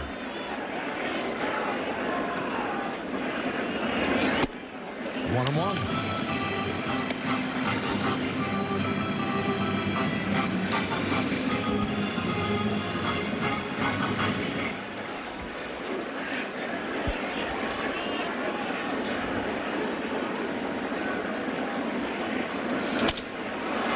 Fly ball, shallow right, coming on Corbin Carroll. Makes the catch, runner stay put. That'll bring up Bellinger. Yeah, this was a tough pitch. The cut fastball, he threw it away from it, and it looked like Goldschmidt was trying to go the other way, just at least move Rice over, but just underneath it enough. Good solid pitch by Burns.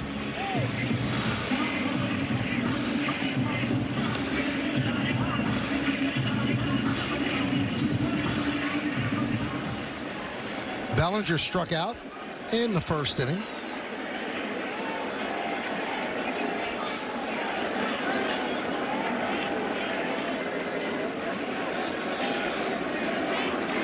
I saw you at the batting cage checking out Bellinger's torpedo bat. Yeah. What did it feel like holding it? You know what? Yesterday I picked up Wells. I was talking to him about it, and it looked a lot like the bat I use. I love his because it's a big barrel where Goldschmidt is a torpedo bat, but it doesn't have the bigger barrel. And I always like to look down at the barrel. It, kind of like a tennis racket. That you had a big zone to hit it on. He has a nice feeling bat. Those torpedo bats are genius, really, at what they're trying to do. I thought that Aaron Boone today had such a great explanation. He was asked, now that everybody knows about this, do you think that everybody's going to catch up and the Yankees won't have an advantage? He said, no, I don't think that at all. And we said, why? And he said, because there's a science to it. These bats are specifically made for the strengths of each hitter. You just can't go to a sporting goods store and say, give me a torpedo 32-32. He said these are specifically made for the players that use them, and we have information that other teams might not have, because you see people, they're ordering torpedo bats, but have those bats been vetted by the analytics department to say exactly where the wood should be? So Boone's not concerned that people are going to catch up. A swing and a miss. Yeah, you wouldn't believe. I mean, there's hundreds and hundreds of models of different bats. Some people like skinny handles, fat handles, big barrels. There's just so many different things. And you see this just wasted down and in. Very tough pitch for lefties who like the ball down and in to lay off. But it's all about what looks good to you, what feels good to you, and the barrels. Some people like a wood here, some people like it there. So it's just kind of giving the players another option how to customize their bat to what feels good.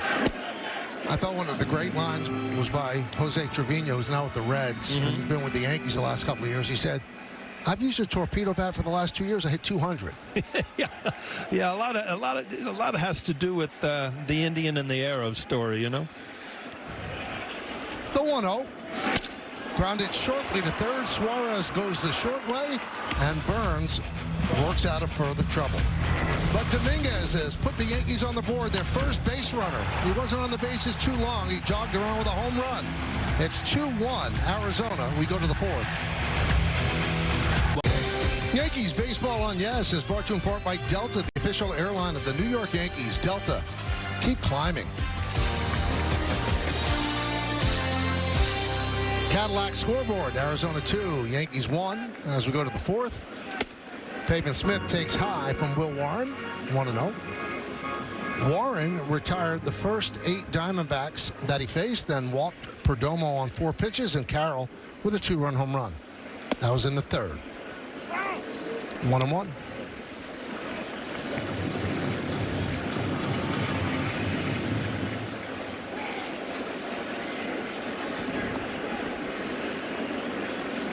Judge was talking about Warren, and he said the stuff is there, the array of pitches there. He said the thing that will take him to the level he wants to be at is confidence. He said confidence plays a large role in how you do in this league.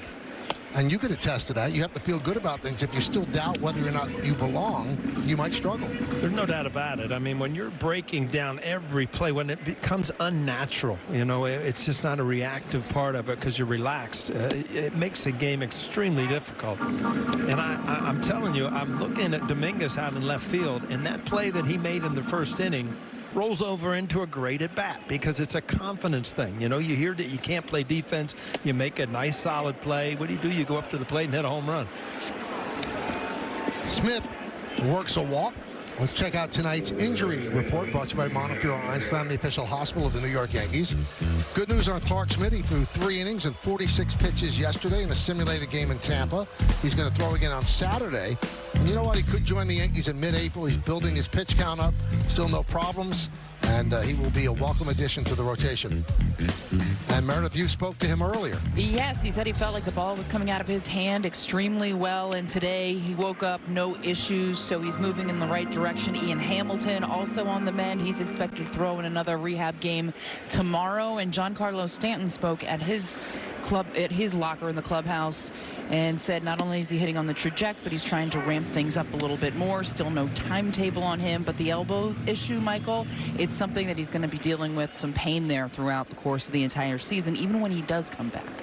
Now, there have been stories out there by many, many people that Stanton used the torpedo bat last year, and that led to the elbow issues. But when you guys spoke to him today, Meredith, he shut that down. He said that had nothing to do with it. He said, if you're looking for that story, you're not getting it here. I'm not even getting into that. But he did say it's crazy that it took this long for these torpedo bats to kind of come out, because when you actually think of it and think of the science behind it, it makes a tremendous amount of sense. He couldn't figure out why it's taken this long. Well, he used it in the playoff last year, right? Yeah, but it's really been the last couple years, last 2 years, Paul. But it is amazing, though, Meredith. He dominated the postseason using that bat, and no one noticed it. It didn't become a thing until we brought it up on Saturday.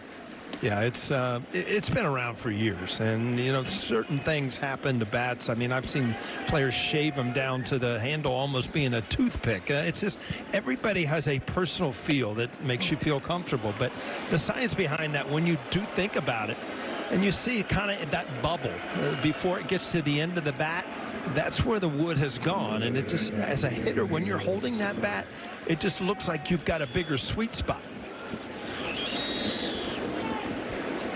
Well, they're going to take a trip to the mound to settle down Warren, who has now walked the first 2 batters here in the 4th inning. Also, Stanton didn't want to get into it, as Merritt just said, and he said when he comes back, he's using it. So if it was indeed the source of the problem, he wouldn't be using it again. Right.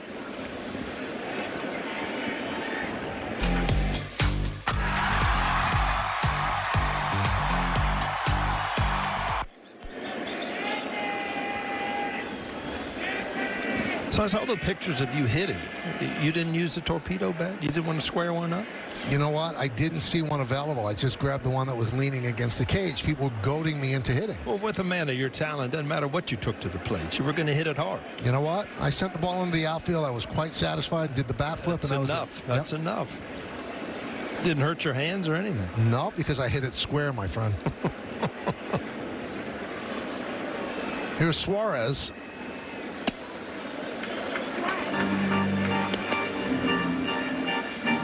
0-1. Well, these are the situations that Aaron Boone is really going to concentrate on, how Warren goes about trying to get out of these jams. How do you try to get a ground ball here, not give up a big inning, and let your offense get back out there?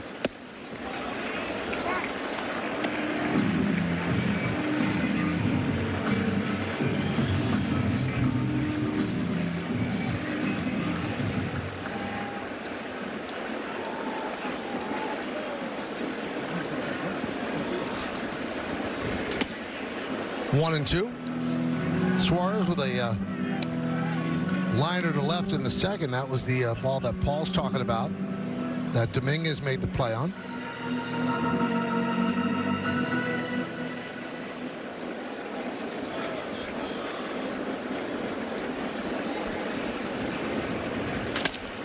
Let's see if they turn 2. There's 1. And there's 2.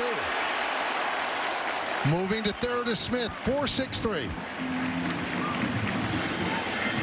This is what you hope you see a lot of with Jazz and Volpe, and that's a double play combination, but a great sequence there to get ahead of Suarez and then keep him on the ground. Now you got an opportunity to get out of this inning.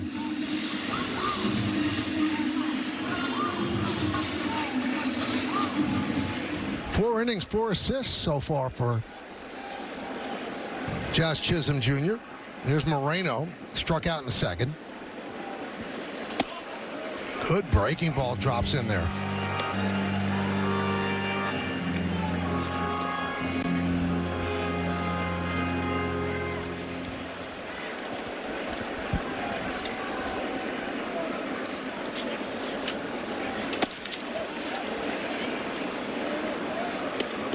One and one.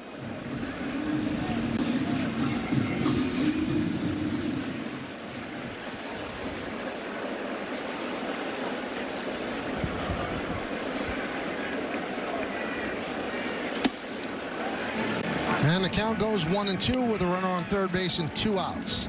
In the 4th inning, it's 2-1 Diamondbacks over the Yanks. You really wonder if Warren is just going with what Wells feels is good, or if he's calling the game, because if you watch his sequence, first pitch curveball, then he backed it up with a sinker in and then went away. So he has hit both sides of the plate Well, Marino can't really sit on one pitch.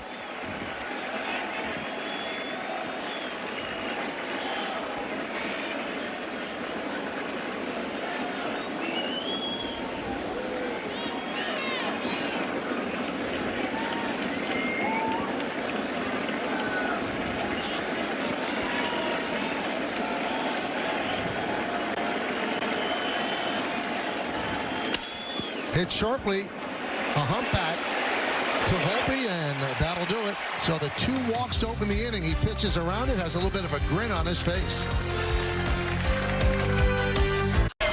Well, it's time for pitching decisions presented by Sage. Well, after the home run, you see what happens. He settles down immediately. He gets the top of the order. Got Goldschmidt, a good breaking ball down and in, and then Aaron Judge. So that's what good veteran pitchers do. They turn the page quick. Cadillac scoreboard, Arizona 2, New York 1, bottom of the 4th inning here at the stadium. That gives new meaning to the word foul pole. That bird looks like it just came from Arthur Avenue. It's a little chubby.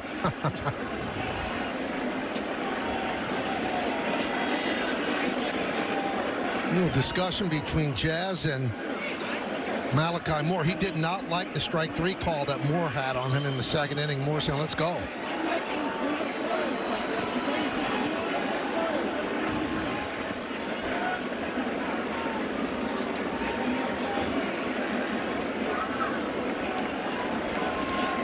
Chisholm, Volpe, and Wells against Burns.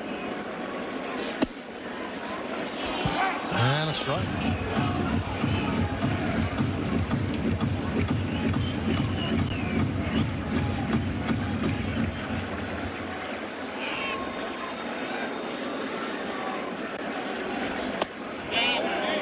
Check swing, but Jansen Visconti said he went around.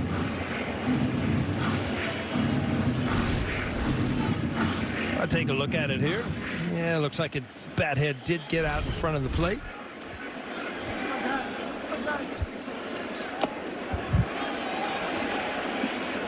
You wonder if that discussion is, okay, I looked at the replay and you were wrong. Mm-hmm. Does that happen? Yeah, I mean, there's times where you'll go to the umpire now, especially when every pitch is, you can see striker ball 100%. Hey, I took a look at that pitch. You take a look at it. You missed the pitch. And a lot of times the umpires still aren't convinced.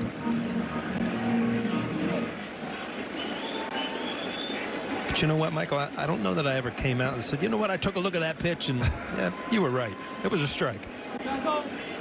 So it didn't go both ways. No. Chisholm goes down on strikes, more conventional, swing and a miss.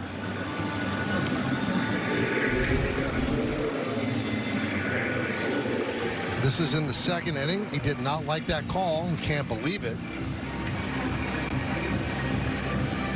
And then when he stepped to the plate this inning, he wanted to tell Malachi, you know what? No. Volpe, high fly ball, left field deep. Going back McCarthy, track, wall, tie game, see ya. 3rd home run of the year for Volpe.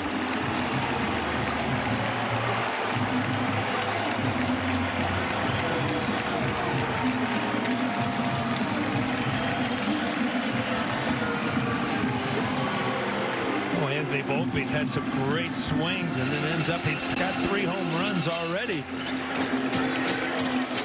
Almost looked like he stopped his bat after contact here, but the ball just flew out of here on a cold night.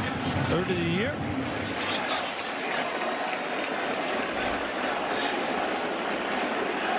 There's Austin Wells.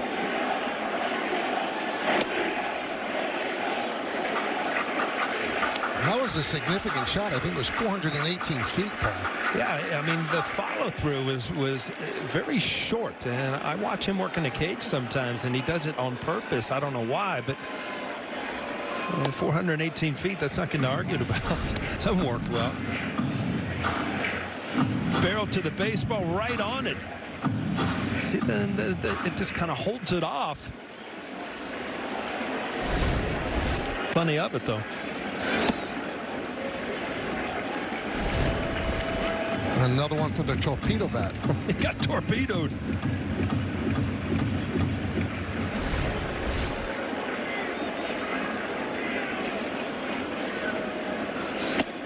about Ellie De La Cruz with the torpedo bat with 2 home runs and 7 ribbies yesterday? Not a bad way to break it out, huh?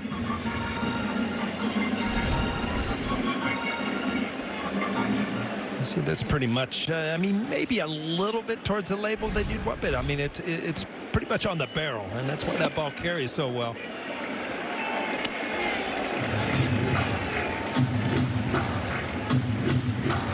Last season, he had 3 home runs in his first 35 games.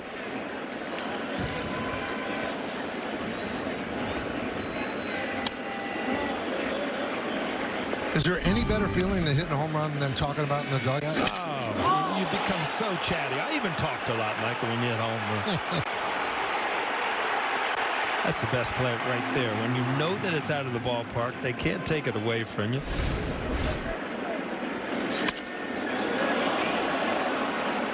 Well, the Yankees have fought back here, tied it up.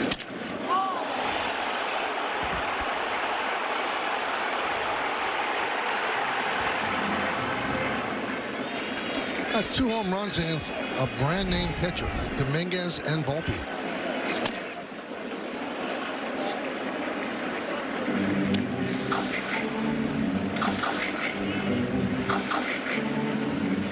So all 3 of Anthony's hits this year, home runs. And Yankees 17 home runs in 4 games this season. That's a major league record.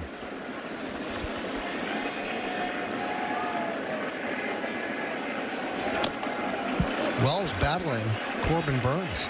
Yeah, both home runs have been on the cut fastball, but, you know, he has got a lot of outs with the cut fastball also. I mean, we talked about how much he uses it, over 40% of the time, so that is his #1 pitch.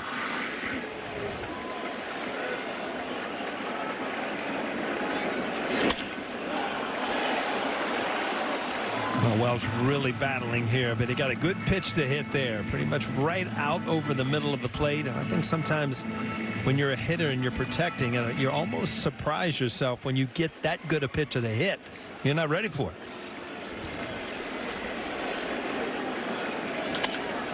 Still battling.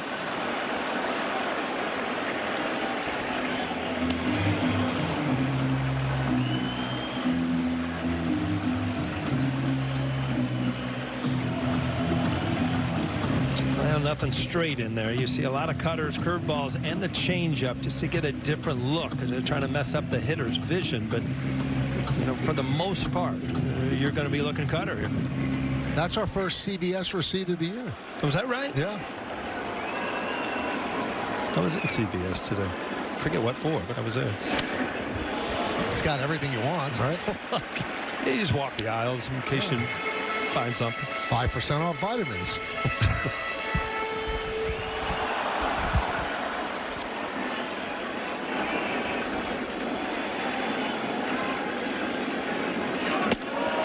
That at bat, huh?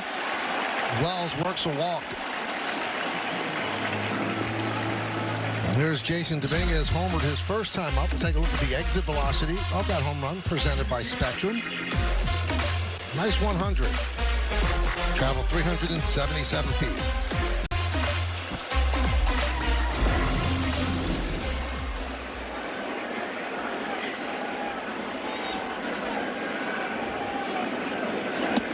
You know, you said he's a strong guy, right? Mm-hmm. So you see him in a major league uniform, it's hard to tell. But he was walking outside the clubhouse after Sunday's game, had a sleeveless shirt on. The dude is jacked. Yeah, he's strong, he's big, and what really impressed me is how well he runs. He's fast.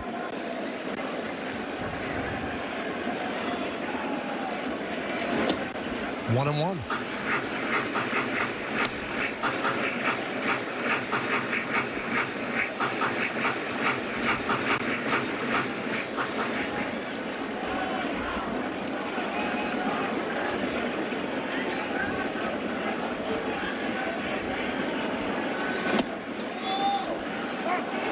One and two. They're making Burns work for sure.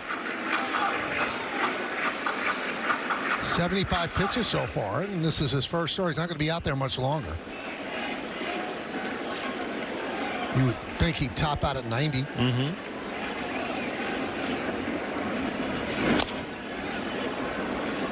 Spoiling good pitches.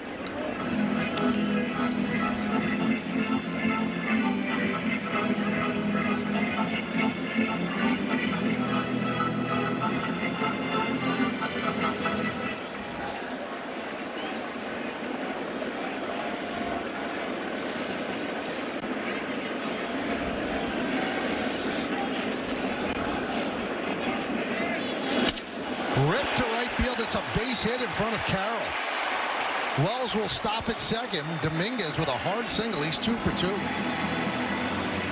Yeah, he finally got a ball up in the strike zone. And if you watch what has happened all night, the ball's been down in the strike zone. This ball kind of hangs up in the middle of the plate. We've seen a lot of these. Dominguez hammers it to right field.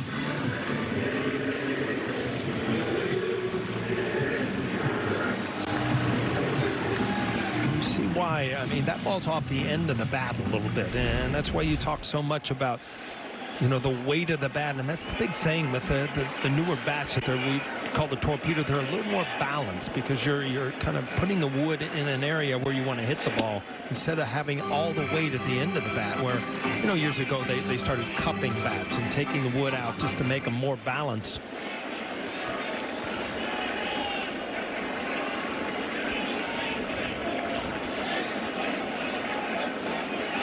And that one gets past Moreno.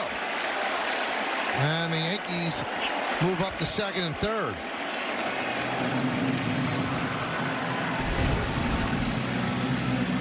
Well, this I cut her down and in. Got the glove, couldn't get over there to stop it. But a big break for the Yankees. And now with the infield in, D-backs are going to try to save a run here.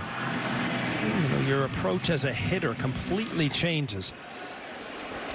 You want to get something in the air, something, even if they jam you, you can get it over the infield. Infield is in, as Paul mentioned. Big cut by Rice. Rice with a hard double to right center in his only at bat. That was in the third inning. So second and third, one man out, 1 run in. It's a 2-2 game, bottom of the fourth. He showed him his first time up that he can handle the fastball. And it looks like that Burns is going to go with the breaking ball, which he did, to get the strikeout. I mean, that's what a lot of young hitters are susceptible to, is the off-speed stuff. Early in their careers, see, haven't seen a lot of these off-speed breaking balls. Just saw one there for a big out.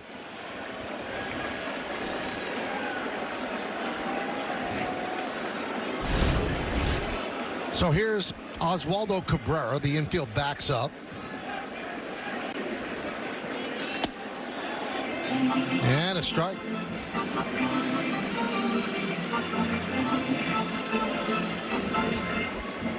And Michael, to your point, I mean, right now you're going to throwing your 30th pitch in the 4th inning. I mean, this could be it. You just hope that you get through this inning. Who knows if he's going to be back out there again.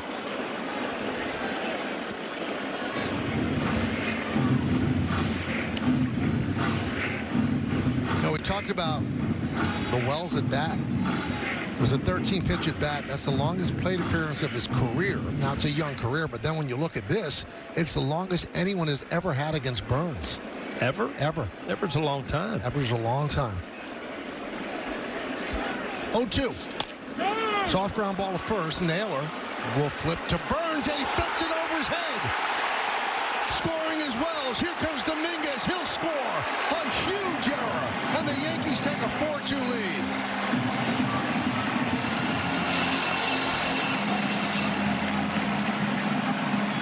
You talk about a gift right here. I mean, a good pitch. You got an easy ground ball, and Naylor just kind of airmails Burns on an easy play at first base. Just kind of holds on it too long. And that's just not an error. That cost them 2 runs. You think they're missing Christian Walker about now? Yeah, Christian Walker, we talked about it. 3 consecutive gold gloves. What an enormous misplay. And E3 on Naylor, 2 unearned runs, but they count on the board. Yankees lead 4-2.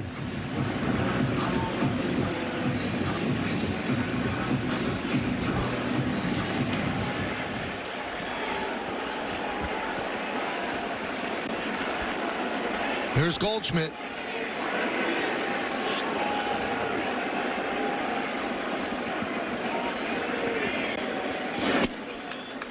One and 0.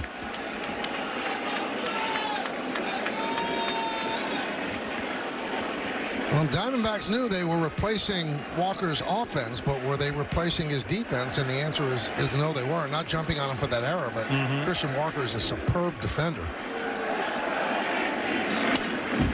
1-1.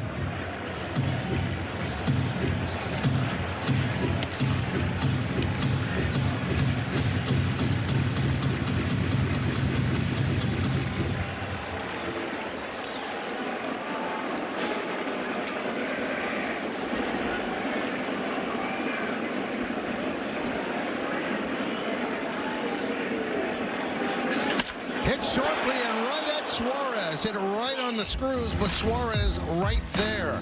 But the big error by Naylor and this home run by Volpe tied the game. It was 2-2 when he rounded the bases, but Naylor threw it away to make it 4-2 Yanks.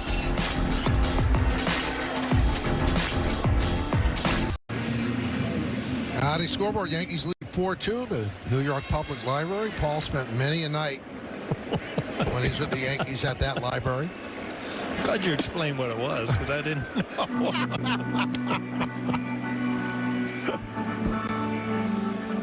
Where is that, by the way, Mike? It's on 6th Avenue. Okay.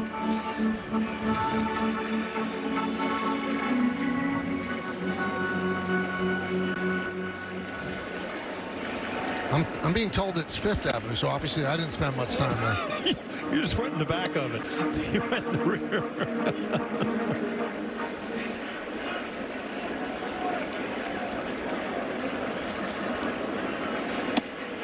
And a strike to Jake McCarthy.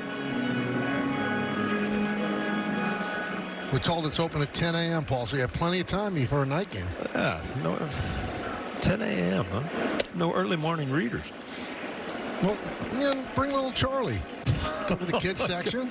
I got to get Charlie away from Paw Patrol off the couch to get him there.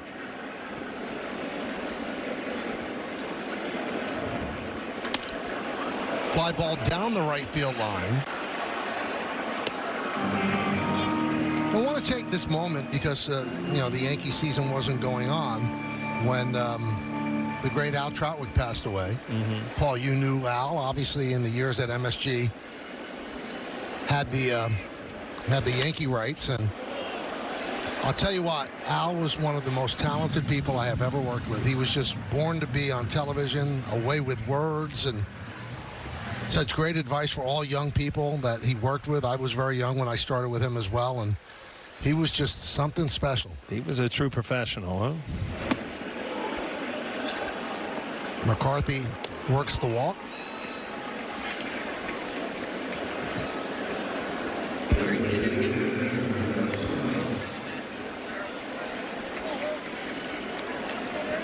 I got to tell you, though, Paul, you've got people on your side. Yeah? Joe Girardi just texted me, and he said library dig, that's the second one on O'Neill. So he is keeping, he's keeping track. Tabs? Yeah. Well. The other one was about the easy nature of the first name that Yankee, and that's why Paul got it. And then the library dig, so he's keeping tabs. It's a long year. If I cross like 40, you know what? Just give me a backhand across the mouth.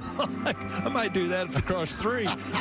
You're getting real close. 1-0 on Alek Thomas. 2-0. So the walk has been the problem for Will Warren. He's got 4 so far. And you got Brent Hedrick warming up for the Yanks. One of the 3 lefties they have in the bullpen.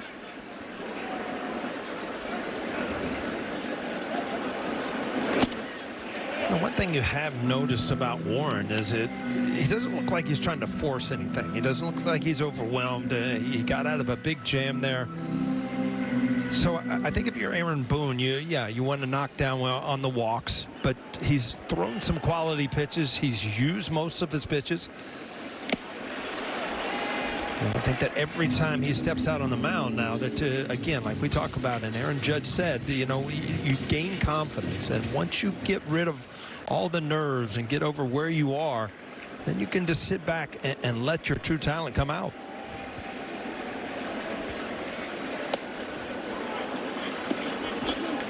Three and 2.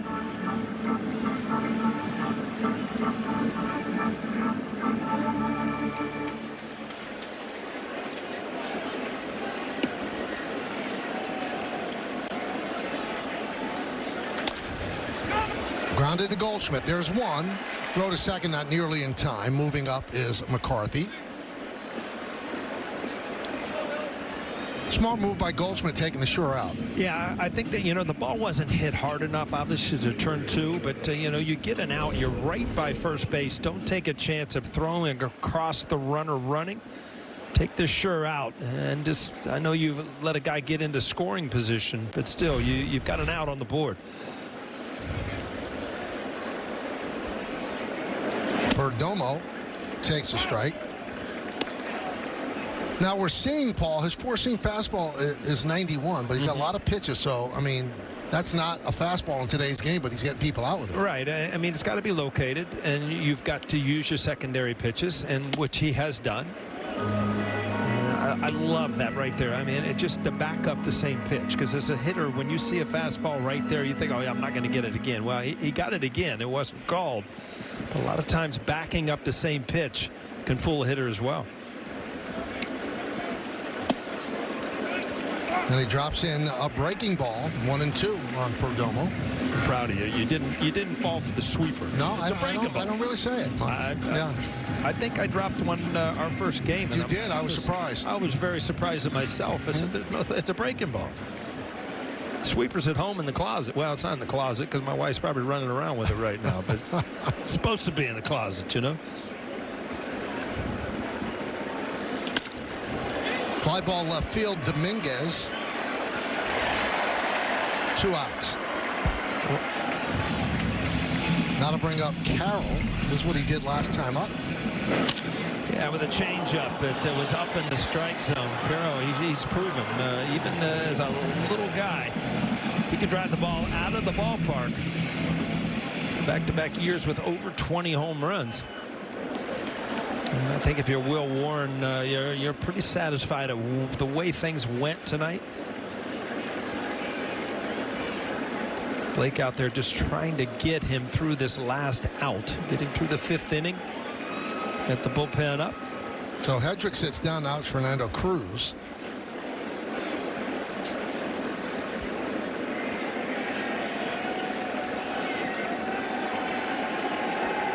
And he wants to get this out. I keep saying managers, organizations don't care about wins for starters. Starters, they care about wins. Well, what, twice in that Milwaukee series, starters didn't get through the 5th inning. One out short. Yeah. And this is kind of a test right here. If you're Aaron Boone, all right, can you get out of this inning? Can you save this run? You do it here, you'll probably get the same opportunity next time you're out on the mound.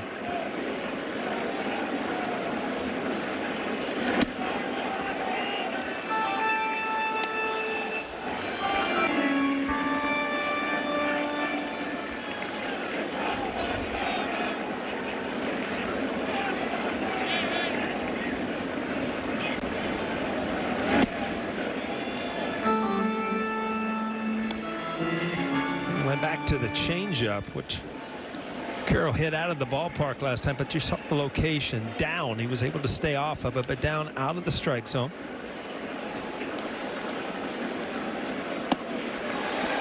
Good cutter. 2-1.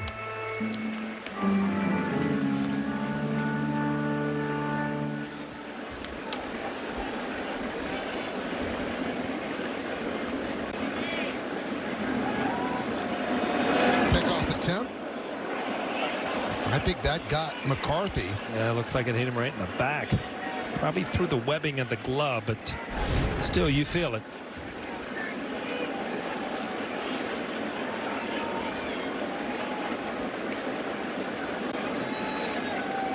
No, it hit him square and then trapped against the back. Looked like Warren was a little late on that. Volpe was there a little bit earlier than that.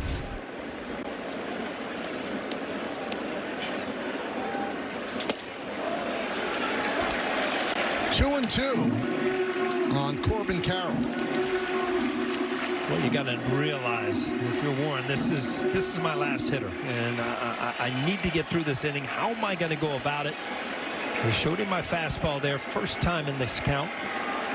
Swing and a miss. Will Warren is pumped up. 5 innings of 2-run ball against a great offensive team. We're halfway through. Yankees up by 2. Will Warren is pumped.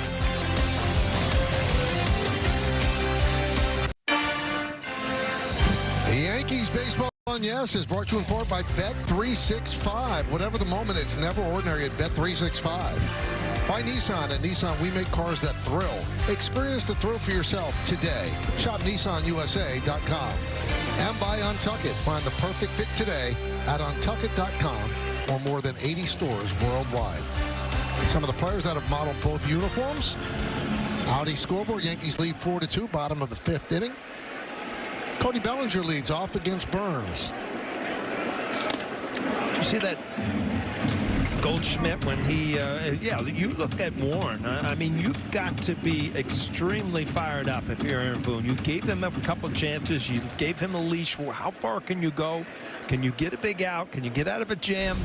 And I think he did extremely well when he needed to tonight. Just going back, you were talking about the uniforms that they've sported both, and the one with Goldschmidt, that wasn't a good look. The gray pants, looked like the old softball uniform. I wasn't a big fan. 2-1. Well, they used to have more when you guys played them in 2001. There was more of a purple. Oh yeah, predominant color. Now it's kind of rust.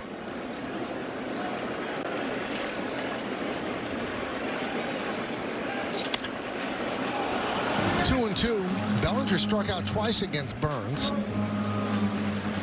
Jalen Beeks, one of 3 left-handers for the Diamondbacks, warming up. There's that color. Oh, it's got the World Series patch. Now look away. Back memories. Look away.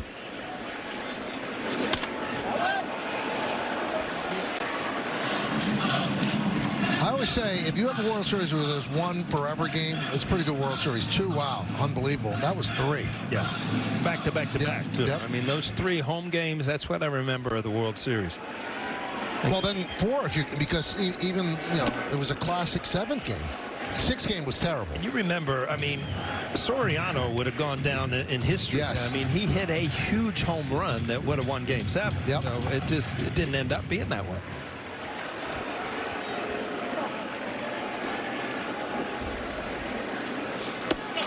And Bellinger works a walk. Game 3 at the stadium was the famous first pitch by President Bush to Todd Green. Games 4 and 5, the home runs off Myung Young Kim, just amazing. Never heard the stadium like that. And then Game 7.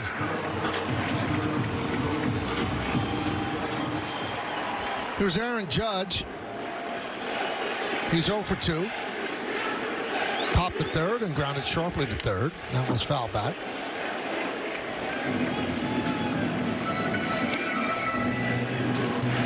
Remember about Game 7, Michael, is my last at bat off Kurt Schilling. I remember getting a hit, and then I was kind of banged up, so Shane Spencer went into right field, and I was going to put my bats in the locker, and I heard some noise coming from the locker room, and it was Mr. Steinbrenner, and he was up in arms because they were building the stage in the locker room where they were going to give the World Series trophy away. And he was, you're jinxing us. Well, they were tearing it down 10 minutes later. Yeah. That's why they do it out in the middle of the field now, right? I'm sure that's one of the reasons, yeah. I remember I was covering the 1986 World Series, and they built this whole stage at Shea Stadium in the visiting locker room because the Red Sox would win the World Series. And I was standing outside as a writer for the Post, and all of a sudden you just feel the building shaking, and they are literally carrying Mrs. Yawkey, carrying her out of the clubhouse because she was there to receive the award.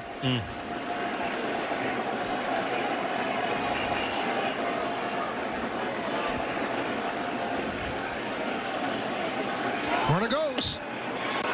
No throw. Judge checks his swing, and Andy Fletcher at first base said he did not go. So a stolen base for Bellinger.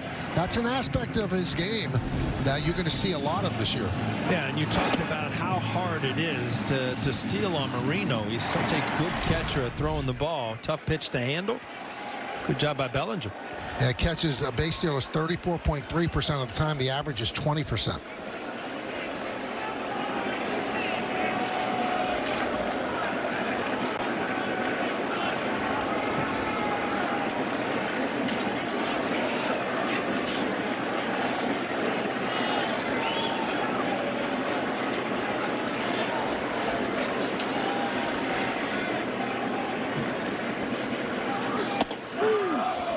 3, Judge down looking.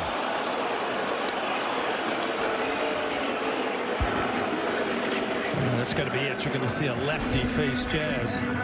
But again, that cut fastball right at the bottom of the strike zone. Well, they let him go to 98 pitches in his first game. And that was right on the border, Paul. So that's going to do it for Burns in his first start for Arizona. The Diamondbacks will go to the bullpen.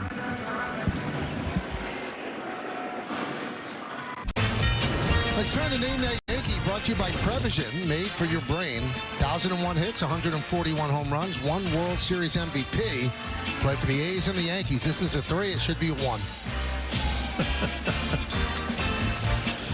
So before you even gave her the numbers, you knew the answer. Absolutely. Everybody does. Jalen Beeks on in relief. And he deals a ball to Jazz Chisholm Jr.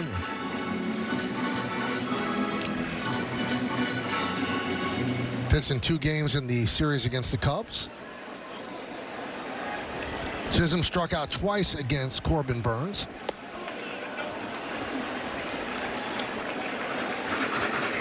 We have a large crew that puts together Name That Yankee. Yeah. And I'd say early on they've given up. They're not warmed up yet. I don't get it. I had a whole winter to rest, and that's what they come up with. A whole winter to rest. Wow.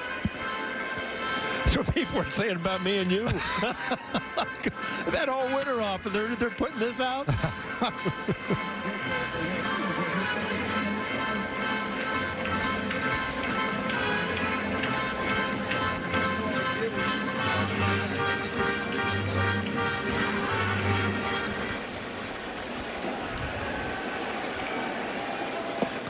Three and 1 on Chisholm.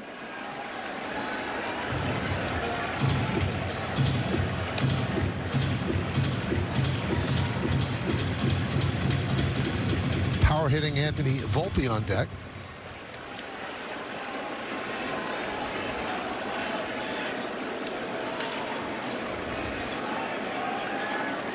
Swing and a miss.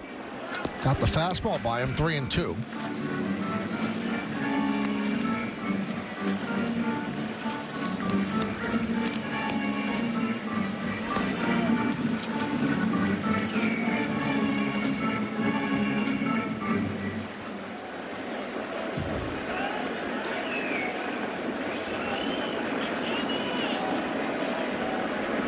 Runner at second, 1 out. Swing and a miss. Chisholm down on strikes for the 3rd time tonight. 2 away. Well, a changeup from a lefty. A lot of times they used to stay away from that, but it's still an effective pitch. If you can throw it where you want, and that's down and in and out of the strike zone.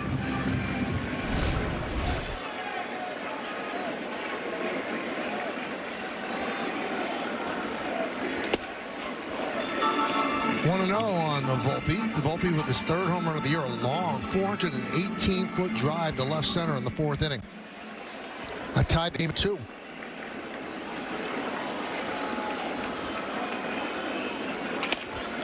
Right back to Beeks, who comes on and does a really nice job to get out of trouble. No runs, no hits, no errors, 1 man left.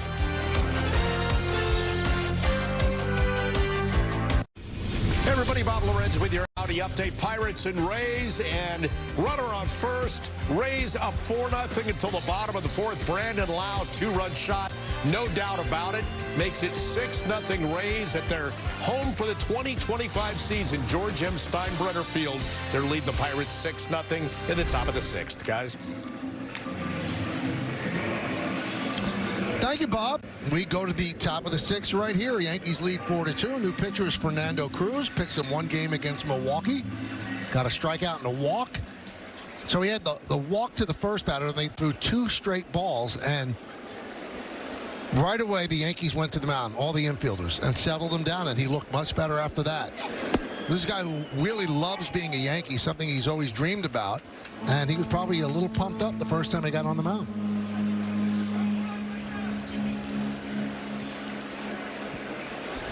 Yankees got him in a deal from the Reds.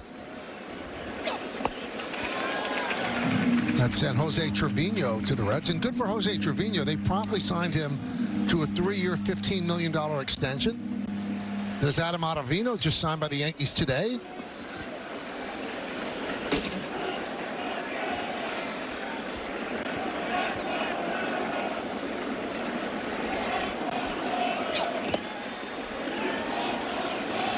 Well, that's his money pitch right there, the splitter. It is filthy.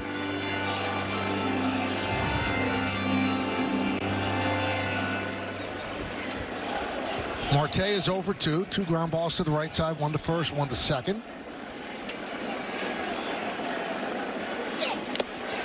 Tipped into the glove of Wells. 1 away. Let's go around the majors, brought to you by Audi and the 2025 Audi Q6. Visit your local Tri-State Audi dealer today. Garrett Crochet, Red Sox acquired him during the offseason. They just agreed to a 6-year, $170 million extension. Jurickson Profar suspended 80 games for banned substance. We talked about this earlier. Ellie De La Cruz with a torpedo bat, 2 home runs, and 7 ribbies for the Reds. Broken bat right there by Smith. He fouls it off.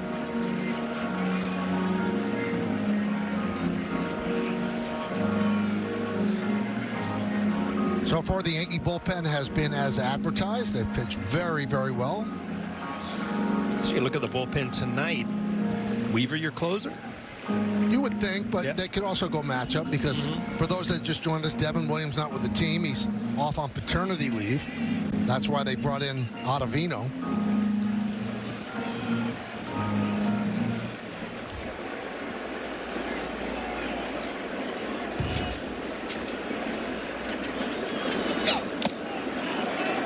Another foul tip, 0-2.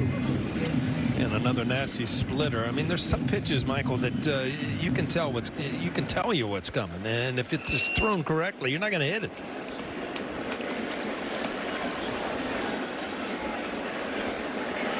Swing and a miss. There's that splitter. 2 strikeouts for Cruz. Watch this right at the end, and that's really dug in there. We talked about it the other day. It's almost knuckling out of his hand, and you get a ton of movement that way. A lot of split fingers. You'll see the spin of the baseball. That's almost like a true fork ball. The last person I saw who had a really good fork ball was Melito Perez. He used to sit in the dugout in between games and when he wasn't pitching and just put a softball in between his fingers just to keep him stretched out so he can have control of this pitch. And look how far ahead, and the ball's still going down.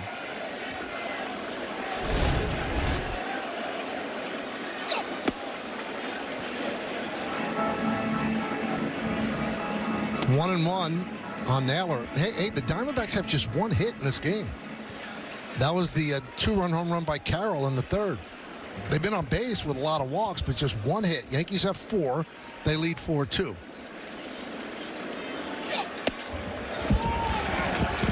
1-2.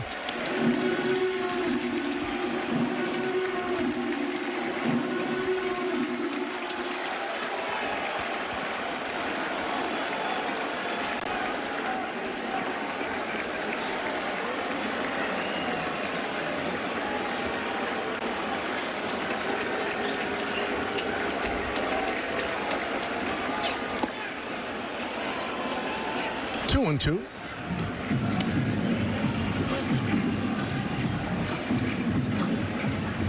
Well, last year, batters hit 116 against those splitters, and he uses it almost 42% of the time. And that's the big key. A lot of times, pitchers don't go to a nasty pitch like that till they get 2 strikes. He'll throw it any time in the count. Ground ball to Goldschmidt. Will take it himself, and Fernando cruises through 2, 3, and 4 in the Diamondbacks order. Yankees lead by 2.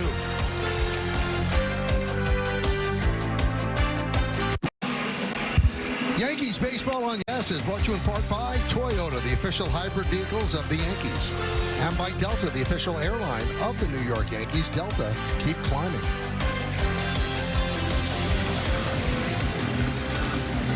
Well, we go to the bottom of the 6th inning. Yankees up by 2. It'll be Wells, Dominguez, and Rice. Montefiore Einstein scoreboard. Yankees lead 4-2. First game of this 3-game set. Biggs came on, and struck out Chisholm and got Volpe to ground. Right back to Beeks. So Wells had a 13-pitch walk in the fourth inning against Burns, and he later came around to score.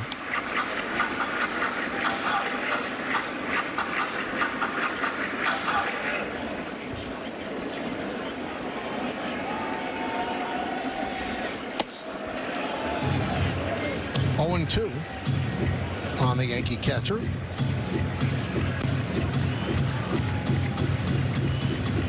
Wells has 2 hits in the early going, and both of them have been for home runs.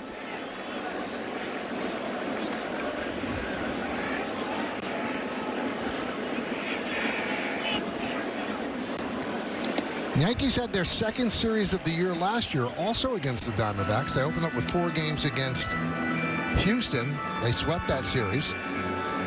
And then they had 3 games in Arizona where they took 2 out of 3. Got off to a great start. Yankees trying to go 4-0 for the second straight year.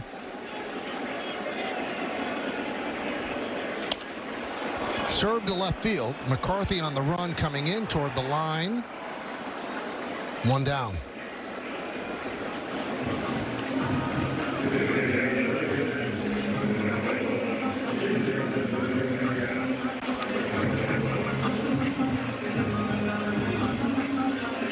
And here is Dominguez, 2 for 2. Had his first home run of the year in the 3rd, then a single right in the 4th, and came around to score on the Naylor error. Now batting from the right side, swings and misses. It's the beauty of a new season, Michael. I think he came into the game hitting 115. Get a couple hits, now you hit 300. Not too bad. Huh? Off the end of the bat, foul back, 0-2.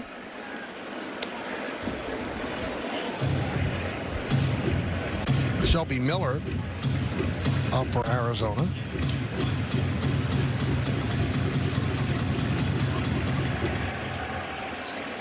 Beeks, 31 years old. He signed with Houston in March, then was released 2 weeks later, and then signed with Arizona last Wednesday. Already been in 3 games now. Well, you talk about a long arm pitcher or a short arm, and you watch Beeks. I mean, he just hides that ball, really never extends it down below his waist. Fly ball right field. Carroll on the run coming in. Covers a lot of ground to make the play. Get free MLB.tv with T-Mobile. Redeem today at T-Mobile.com/MLB.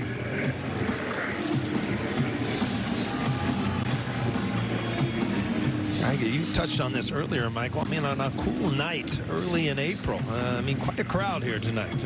You start to feel like last year where, you know, you get used to seeing this place filled almost every night. It makes it so much fun for the players to come to the ballpark. Pitch to Rice is outside, so they're letting Ben hit against the left-hander. He doubled to right center in the 3rd, struck out in the 4th. Really nasty breaking ball by Burns, struck him out in the 4th. That one's up and in.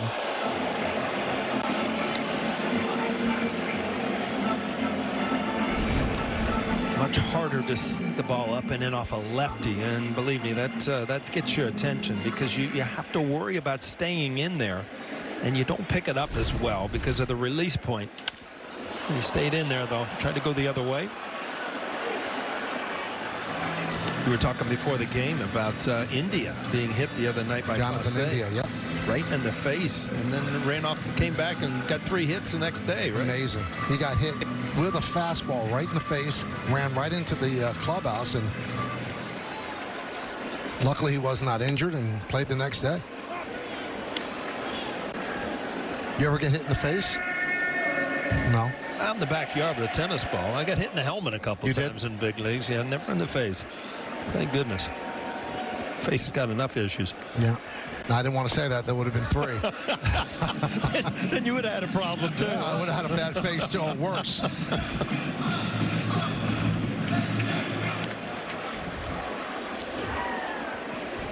Bottom of the 6th inning. Yankees up by 2. Here's the 3-2. Grounded to second. Marte there. And the Yankees go down in order. So Beeks has retired all 5 Yankees he's faced. We're going to the 7th. The Audi Electric Moment. Experience Experience a fully electric Audi vehicle at your local Tri-State Audi dealer today. Well, again, Warren had a tremendous outing. He had opportunities to give in, and he did not. And if you look at what he did, almost doubled his changeup usage. Tonight it was at 21%. So he found a pitch that was working. Usually it's only around 12%, but he got some big outs when he needed to. And what a great way to start your season. Get through 5 innings. Aaron Boone gave you a little longer leash than some people would have thought to get out of a jam, to get that last out in the 5th. Good job. See the Yankees tighten up their defense. They bring in Trent Grisham to play center. They move Bellinger from center to left, and Dominguez gets the rest of the game off. Man, what a luxury to have Bellinger. You can put him in left, center, first base, and he is going to help you defensively everywhere. And he can play right when Judge DHs, and he is really a good first baseman as well.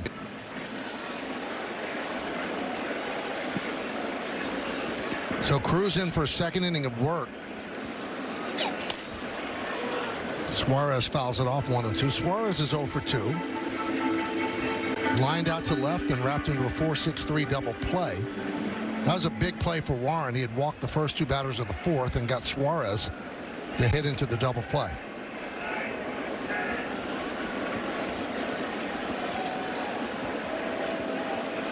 Swing and a miss. Wow.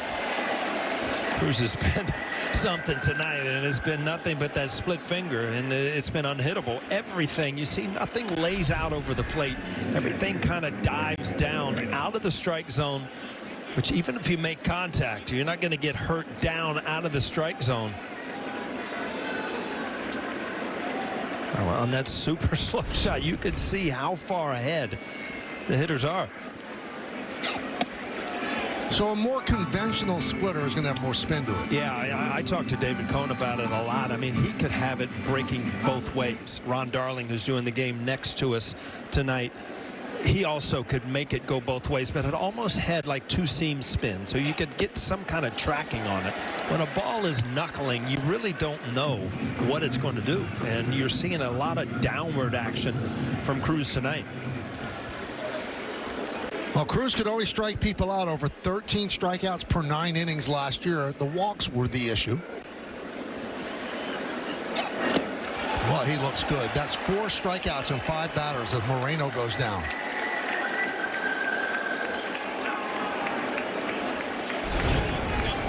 Again, it's just time and time again. You see that rotation, and there's not a lot there, and it just takes off and dives out of the strike zone. And you're wondering on TV, how can you swing at that? It's just the arm speed is so fast, just like the fastball, and then the ball just disappears. There's Jake McCarthy.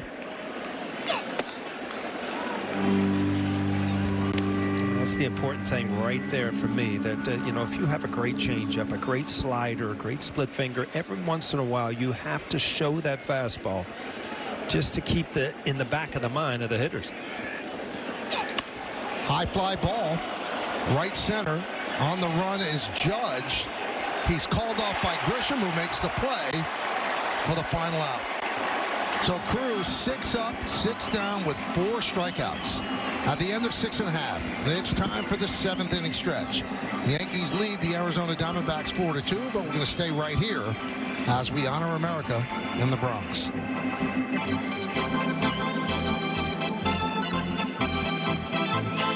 Ladies and gentlemen, will you rise and remove your caps and please direct your attention to the area behind home plate as the New York Yankees welcome an honored military guest.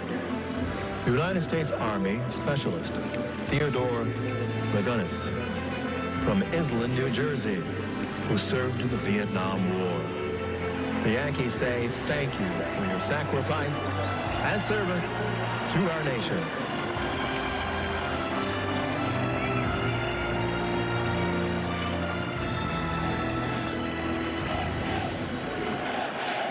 And now, ladies and gentlemen, please join us in singing along with Robert Merrill's rendition of God Bless America. God bless America, land that I love.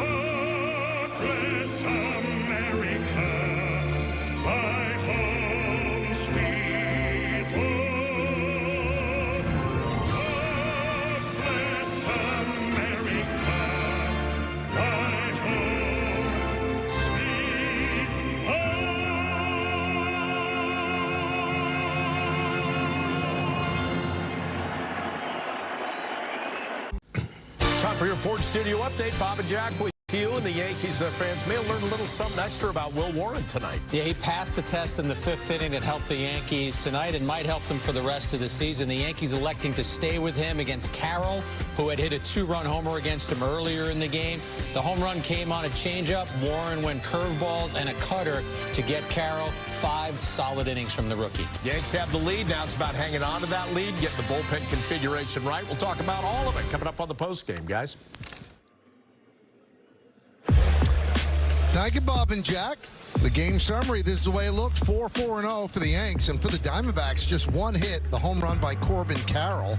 So 2-1-1. The one error is the difference in the game. The throwing error by Naylor, allowing 2 runs to score on what would have been the 3rd out.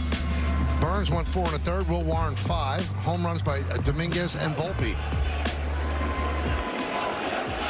So Warren, an interested observer as the Yankee bullpen doing its thing. Shelby Miller in for the Diamondbacks, and he gets Cabrera to swing at the first pitch. 3 strikeouts in 2 innings in 1 game so far this year. 13th big league season for Miller, 34 years old.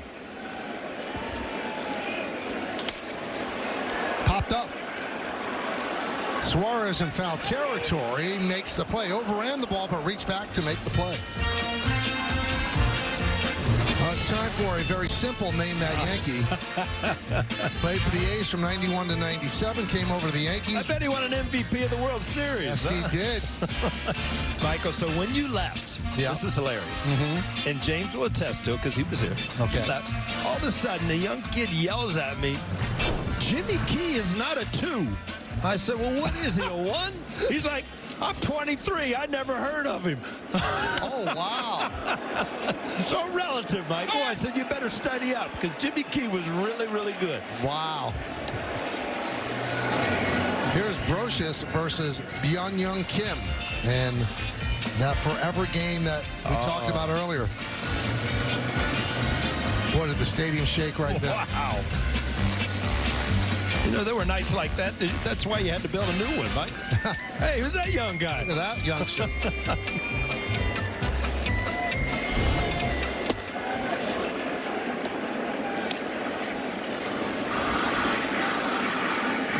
Some things they just cannot take away from you, Michael. Memories like that, they're there forever, right? It's amazing. That one is laced to right field off the bat of Goldschmidt.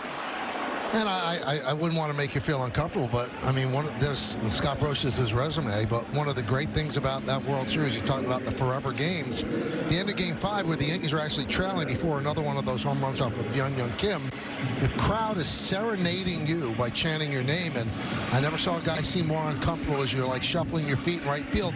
You didn't know what to do, but to me, I'm in the radio booth. I'm getting choked up. It was so beautiful. Yeah, it was. That was an awesome night. And you said the key word is at the time we're losing. But after the big comeback on the way home, it all kind of sinks in. What just happened? I'm like, oh, really? I mean, I used to dream about that in the backyard. You never knew it was going to happen in life at Yankee Stadium. Huh? Pretty amazing stuff.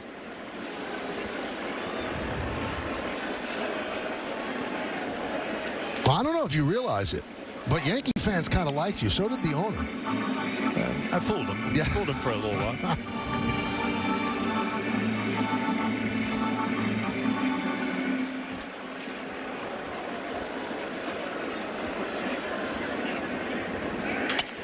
Shattered bat, ground ball to Marte. He'll get Bellinger. There's torpedo on the field, Michael. Torpedo down. We go to the 8th.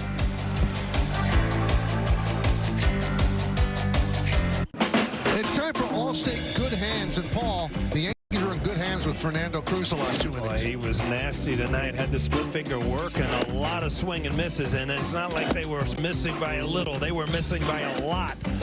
Great effort by Cruz tonight. Hyundai scoreboard, Yankees lead 4-2 as we go to the top of the 8th inning. Tim Hill will take over, and Randall Grichuk is going to pinch hit for Alek Thomas. The Yankees have to watch out with Grichuk. He has 18 home runs against the Yankees since 2015.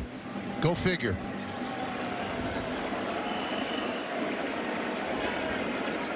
Well, that little nugget, you wanted him to get in the game tonight, didn't you? You were all ready. That one's driven to left field. It's over the head of Bellinger. And one hop up against the wall as Grichuk with a pinch hit double against Hill. Let's check out the bullpen budget brought to you by Citizens. Made sense of your money with Citizens. Yesterday was an off day, so everybody got a breather.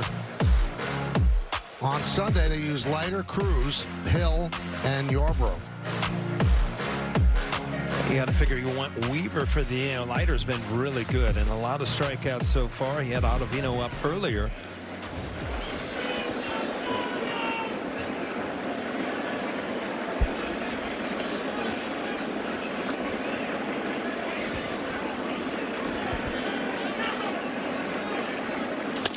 Grounded inside first and down the right field line off the bat of Perdomo. Scoring is Grichuk. Coming up quickly with the ball is Judge, and Perdomo stays at first with an RBI single, and the Diamondbacks have pulled to within one. Well, Grichuk hit a line drive, elevated it, and you don't see that very often off a Hill. This is just bad luck. Ball put in play the other way. You can tell he's trying to hit it to the right side. It just happened to find a hole.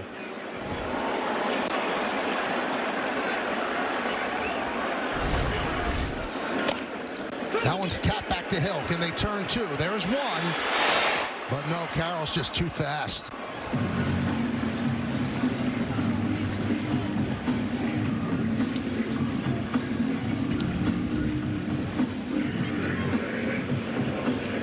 And there's Leiter.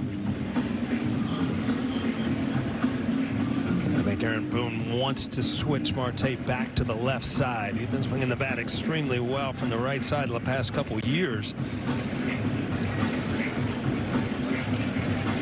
So Mark Leiter Jr. will get the call. Runner on first base. That's the tying run coming up. Marte. Hill departs. We'll be back.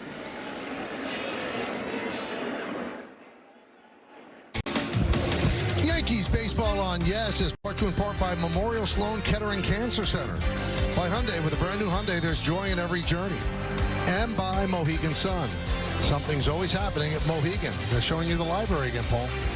Well, I know that I've seen it twice in my life. Mark Leiter Jr. We've seen him twice so far this year. This is game number 3. And he will face Ketel Marte. Runner at first base. Carroll has speed. 35 stolen bases last year. 54 the year before.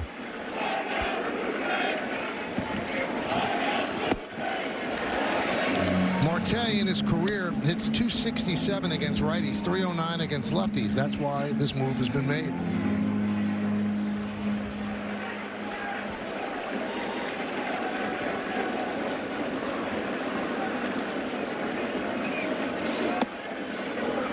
One and one. Marte was 0 for 2 against Warren and struck out against Cruz, so 0 for 3 on the game.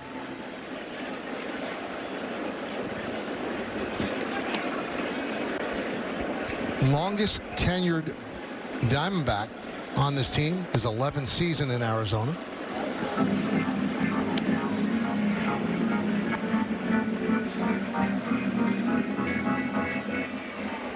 Also much higher OPS against lefties. Runner at first, held by Goldschmidt. 3-1 on Marte. Yankees lead 4-3. Mantiply and Martinez up for the Diamondbacks.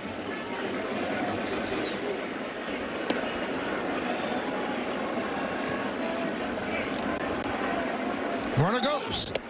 Pitch is high. Walk nonetheless. No throw needed. So Marte works a walk first and second with one man out. Yankees hockey jersey night is back for 2025. Come out to Yankee Stadium on Friday, April 25th when the Yankees take on the Blue Jays. First 18,000 guests in attendance receive a Yankees hockey jersey courtesy of DKNY. Tickets are going fast, so get yours today. Yankees.com. That's a sharp-looking jersey. I think the giveaways every year get better and better, huh? They do. And you do the hockey jersey against Toronto. Makes sense. Here's Pavin Smith, but first the inside fake to second. Chasing Carroll back. Carroll, great speed as the tying run in this game. Yeah, you got to watch him. I mean, you don't want to put him in motion. Both guys can run, and we talked earlier in the game, at the top of this order with Carroll and Marte. It's what makes this offense run.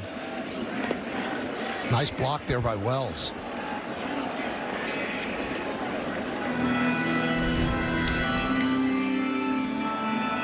Well, the big curveball, but you see, you're not even trying to catch it. Just get your body in front of it, keep it in front of you.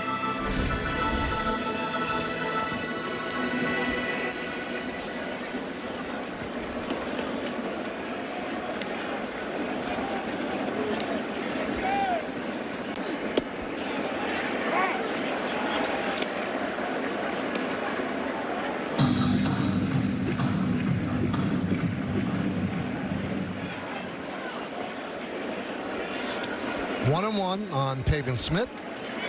Struck out twice and walked.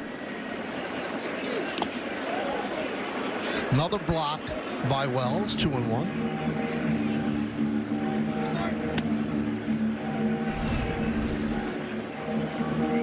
He's gone to a lot of off-speed stuff the past couple days. His last outing also. Curveballs early, split fingers late.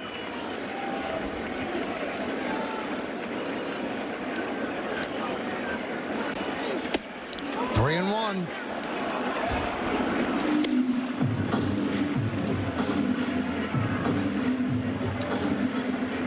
Carroll is at second. Marte's at first. One man out.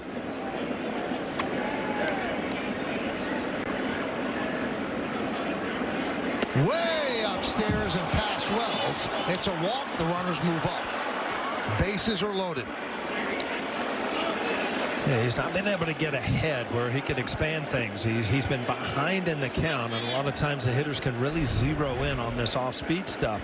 This ball just sails away. No chance for Wells.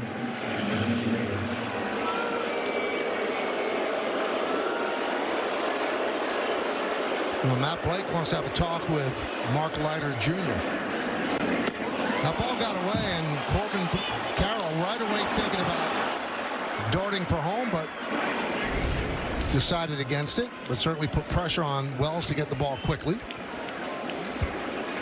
Support America's military and first responder heroes. Donate $11 a month to the Tunnel to Towers Foundation at T2T.org. Adam Ottavino signed today in the bullpen tonight, warming up. Leiter has just not been able to get ahead of these first couple of hitters. Out of the 10 pitches, 8 of them have been balls where, again, the hitters aren't going to start leaving the strike zone when they're ahead in the count. There's Josh Naylor, 0 for 2 with a walk. Yankees looking for the double play. They play the infield back. Now the Yankees have to be very careful with the ball in the dirt, because even if it's blocked, Carroll could dart home if it gets far enough away from Wells. A good RBI guy. Naylor drove in over 100 last year, but also a good double play guy if you can keep him in the infield. Fouls off the splitter, 0-2.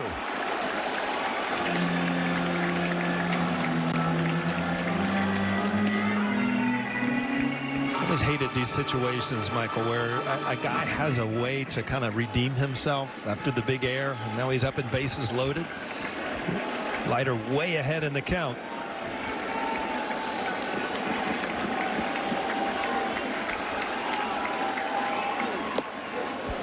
One and 2.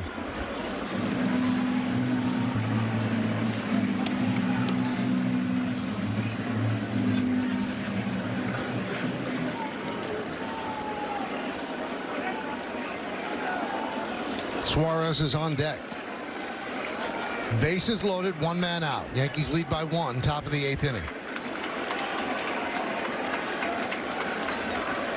Swing and a miss, got him on the splitter. Big strikeout for Leiter. 2 away. Again, if you get ahead in the count, then as a pitcher, you can leave the strike zone. A good split finger, and you see this ball dart down, and a huge strikeout for Leiter.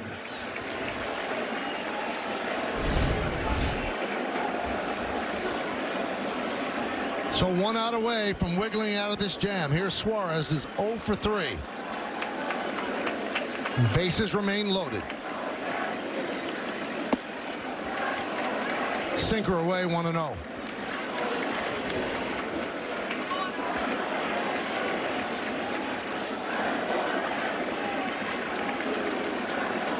Suarez just named National League Player of the Week. The 1-0. There's a strike. So the first 2 pitches, fastballs. Yeah, that was the pitch right there. If you're Suarez, wow. You know, you're probably in the back of your mind think he might try to go off speed. Has not thrown a lot of fastballs. He snuck one in on him there.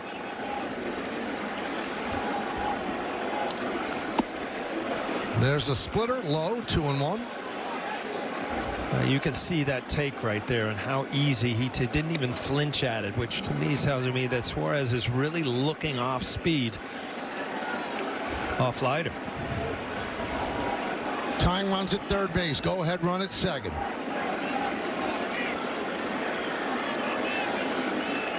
Swing and a miss. Gets the sinker by him. 2-2.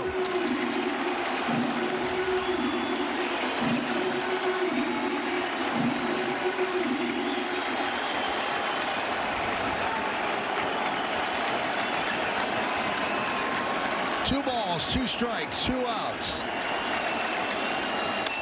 High fly ball, left field and deep. Bellinger back on the track at the wall. Gone. A grand slam for Suarez.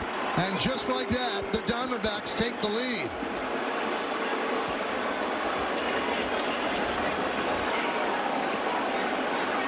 Well, you talked about player of the week, 4 home runs. Well, there's his 5th, and it's a grand slam. 1 pitch away from getting out of this jam.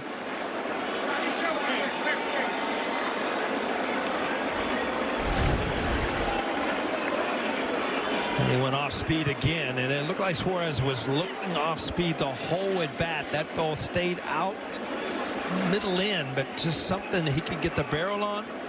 Just barely got out of here. But it's enough for 4 runs. And that split finger you saw dive down. This one just kind of went horizontal. And that's a ball the hitter can hit. 5th home run of the year. Now has 11 ribbies, and with 1 swing, the Diamondbacks take the lead. Yankees go to the pen.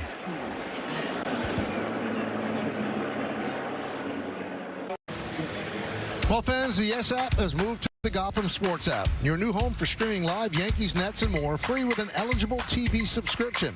Download the Gotham Sports app now and sign in with your existing Yes app username and password, or visit GothamSports.com to get streaming. Well, the Yankees go to the bullpen, and Adam Ottavino will come on. 39 years old from Brooklyn. He was with the Red Sox in spring training. Did not make the team. The Yankees signed him today and put him on the active roster with Devin Williams on paternity leave. That's what he did last year with the Mets.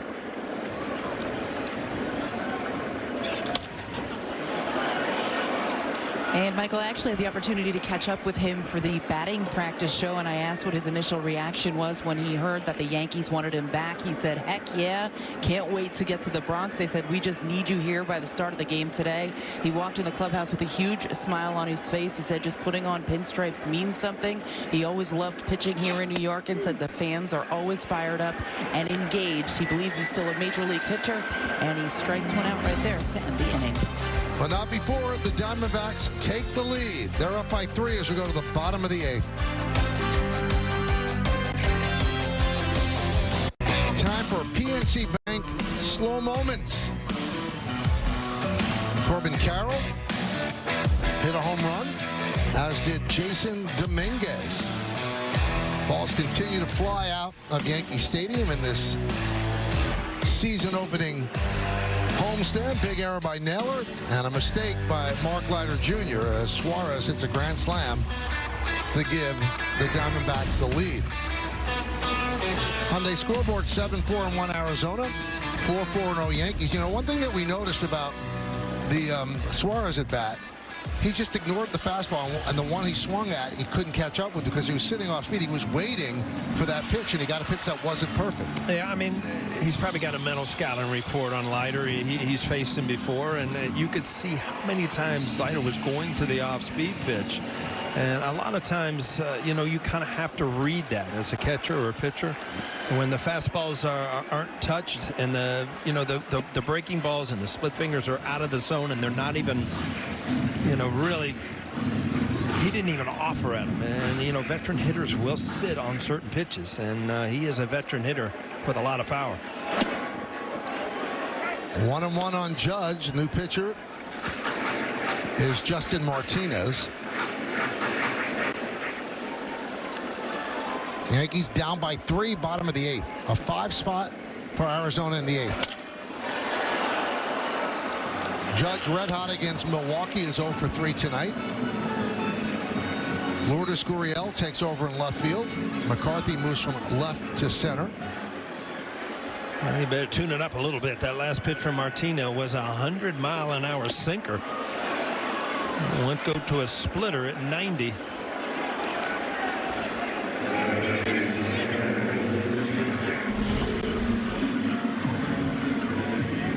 A lot of good split fingers in the house tonight, huh, Michael?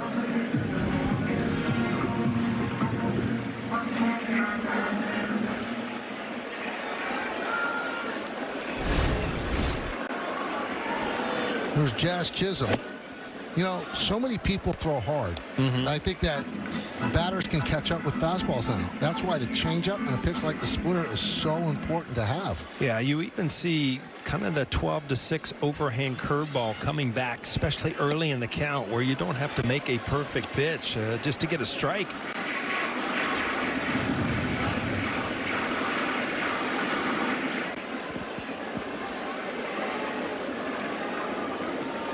Eighth inning has been good for the Diamondbacks in the early going. They scored 8 runs in the 8th inning against the Cubs on Sunday to win that game coming from behind. And now they score 5 in the 8th against the Yankees to go from down 4-2 to up 7-4.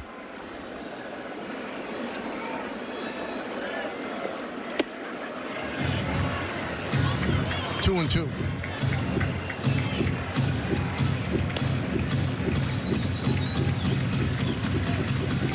Look up the scoreboard. It's kind of odd. I mean, you've got 11 runs between both teams, only 8 hits combined, 4 by each side. So it's not like either team, you know, just knocking the cover off the baseball, but the hits have been big and they've left the yard. 101 right past Chisholm, who struck out 4 times tonight now with that swing and a miss.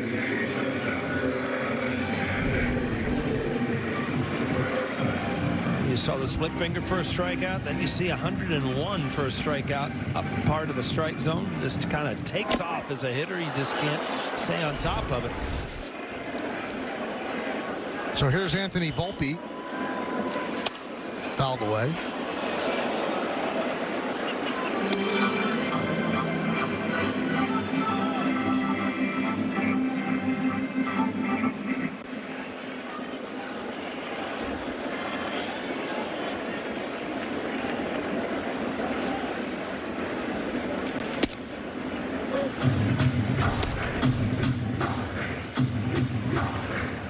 Jazz went with a new bat. He's been going with that gray one. You know, when you're having a night, you'll switch it up. Just try to switch your luck up.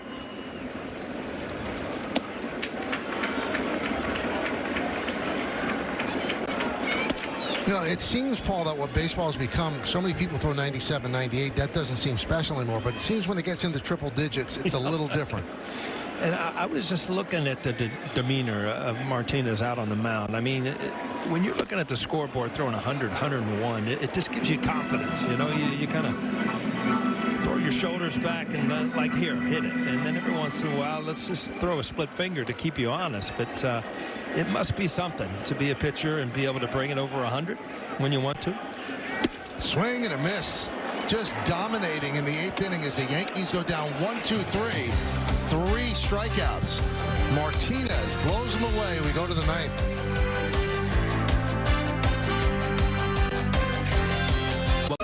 Well, the upcoming schedule brought to you by your local Tri-State Buick dealers. Tomorrow night, we're on Prime against Arizona.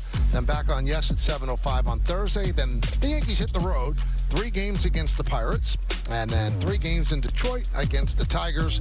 Thursday's an off day. And then the Giants come in to Yankee Stadium for a weekend set. Ottavino deals low to Jake McCarthy.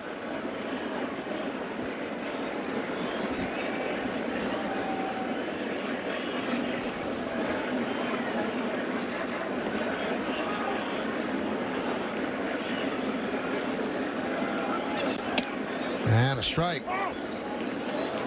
You know, you wonder how long Ottavino will be here, because he's here because Devin Williams is on paternity leave, and Boone was asked about it before the game. He said, you know, we'll see how he pitches. So I guess you could always think it could be a one and done when Devin Williams comes back, but if he pitches well, they'll make room. They'll find a place for him in the bullpen. Yeah, it's not like you're coming in with a blank sheet of paper here. I mean, they know Ottavino. They know if his stuff is good, that he's really, really good against righties with that slider.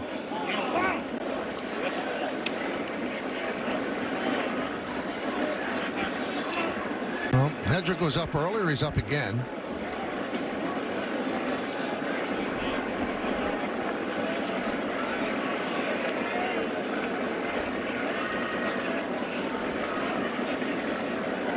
'15th big league season for Adam Ottavino. 39 years old.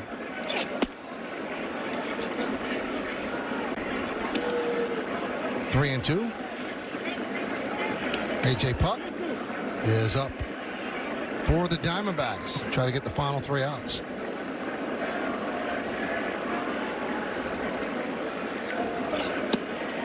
And a walk issued to McCarthy. This copyrighted telecast presented by authority of the New York Yankees and may not be reproduced or retransmitted in any form, and the accounts and descriptions of this game may not be disseminated without the express written consent of the New York Yankees.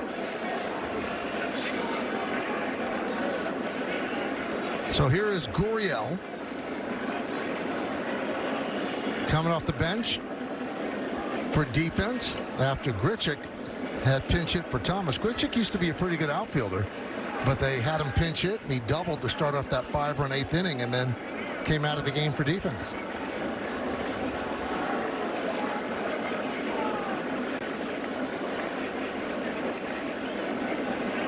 Runner goes. Strike. Throw to second. Not in time. Stolen base for McCarthy. That's one of the things with Ottavino. You can run on Ottavino. Yeah, McCarthy's one of the better speedsters in the league. He runs extremely well. Good throw by Wells, just too late. Well, since 2022, McCarthy has 74 stolen bases. Pretty close.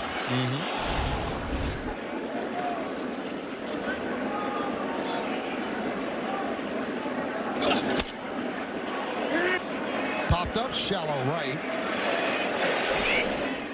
Catch is made by Chisholm. One away.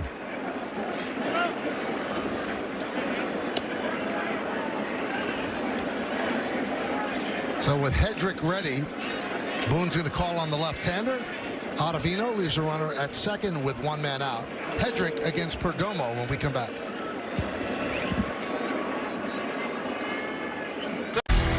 Time for the optimum don't take slow for an answer replay. Cody Bellinger can do a lot of things, and that's including stealing bases. And right here, with Aaron Judge at the plate, his first of the year. Many more to come.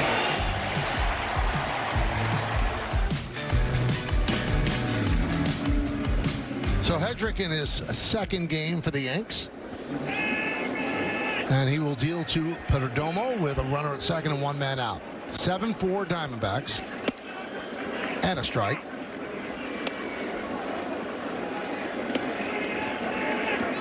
Perdomo walked in the third, scored. Fly ball to left and an RBI single to right in the 8th against Tim Hill. That one's looped into center field. Coming on, Grisham dives, and he makes the play. Hustling back to second is McCarthy. And they're saying that he trapped the ball. So McCarthy did not have to hustle back to second. We'll see on the replay. And he did indeed trap it. Yeah, it looks like that glove kind of stuck. I didn't think he had a prayer at making this play, but he got to the ball. Good thing he kept it in front of him also. Christian is such a good outfielder. So the glove kind of stick, which allows the ball to bounce, and then there's no way you can get the glove under it.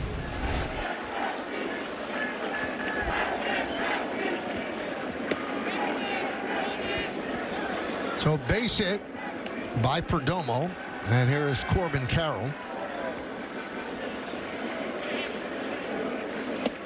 And a strike.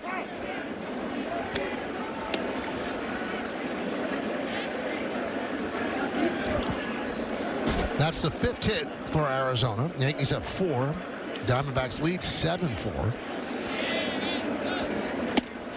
And another strike, 0-2.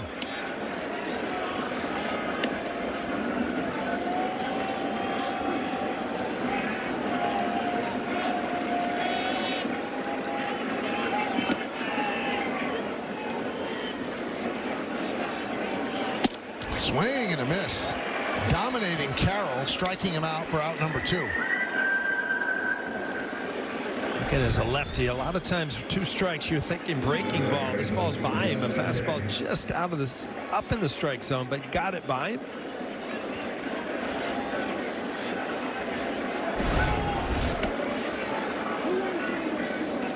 So here is Marte.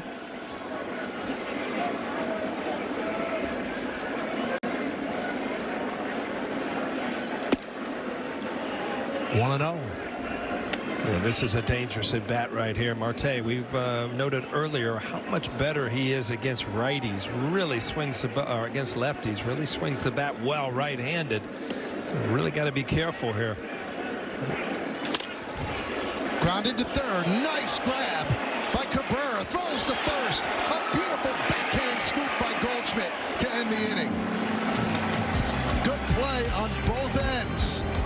Cabrera getting to it, and Goldschmidt turning it into an inning-ending out. For Arizona, no runs, a hit, and 2 men left on base. Last licks coming up for the Yankees. Do they have a rally in their bones?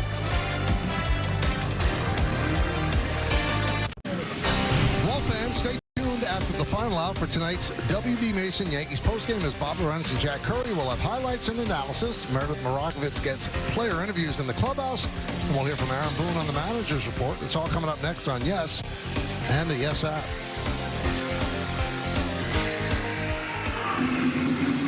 Well, the Diamondbacks closer is Kevin Ginkel, and he is out with shoulder inflammation. So they are mixing and matching Martinez, who we saw in the 8th, and A.J. Puck. Now, the better hitters were coming up in the 8th inning, and had Martinez pitched the 8th, he struck them out. And now A.J. Puck will try to close it out. They have 2 lefties the Yankees have due up, and they also have a switch hitter who's not as good from the right side, so that's why they do it.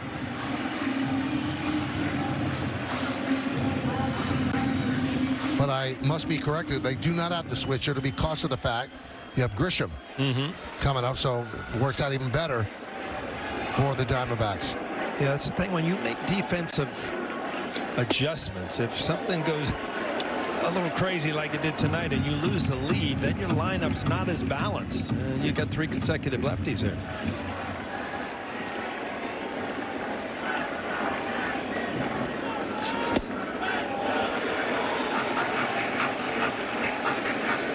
So Puck, a former first-round draft pick, has always struggled, but not since he came to Arizona. Last year, 1.27 ERA in 31 games after they acquired him. He's always had nasty stuff.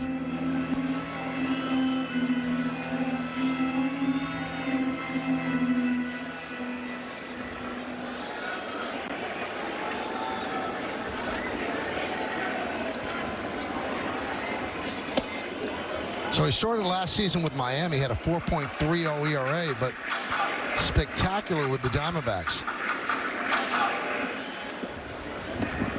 This is the team's first save opportunity of the year.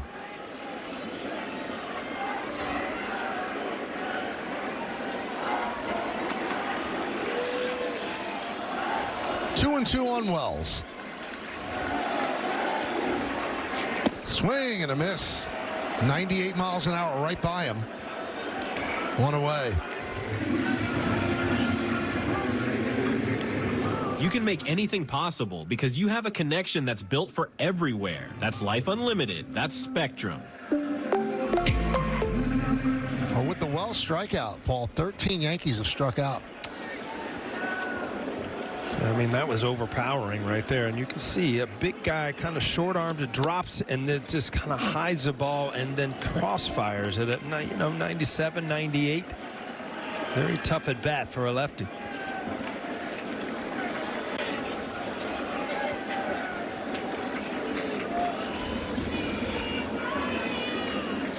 So by tightening up the defense, as Paul mentioned, taking Dominguez out, bringing in Grisham, you set up a lane for Lovello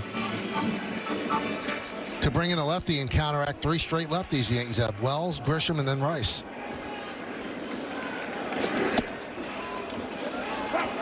Good slider, 1-2.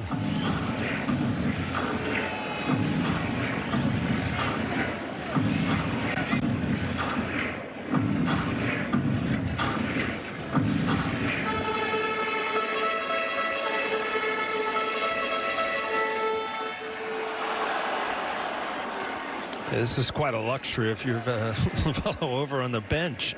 As a manager, you've got a lefty throwing 96, 97 for great matchups. But Martinez, who threw the 8th inning, was over 100 numerous times and was dominating.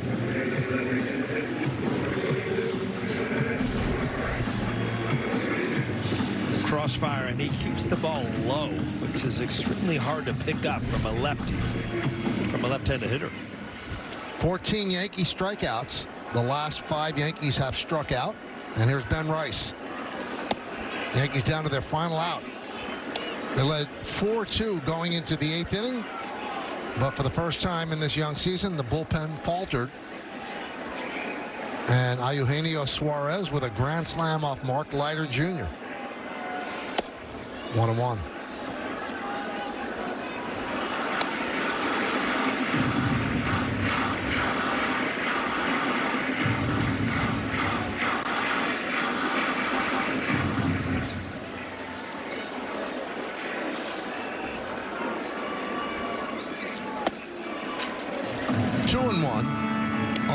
Rice with a double off Corbin Burns in the 3rd inning and struck out in the 4th and grounded to second in the 6th. So 1 for 3 and 4 for 9 on the young season.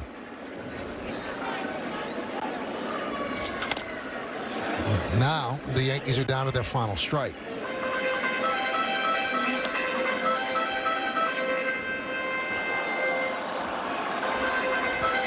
Seven, 5-1 for the Diamondbacks. 4-4-0 for the Yanks. First game of this 3-game set.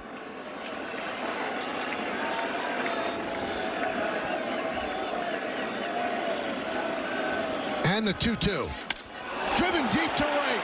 There it goes. A bomb into the second deck.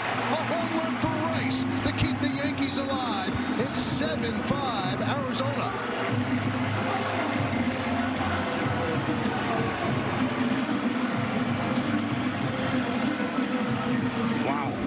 Michael, that's something right there. I mean, you just saw a lefty just dominate the first 2 hitters. Got ahead of Rice, and all of a sudden, Rice just catches up to one and launches it into the second deck.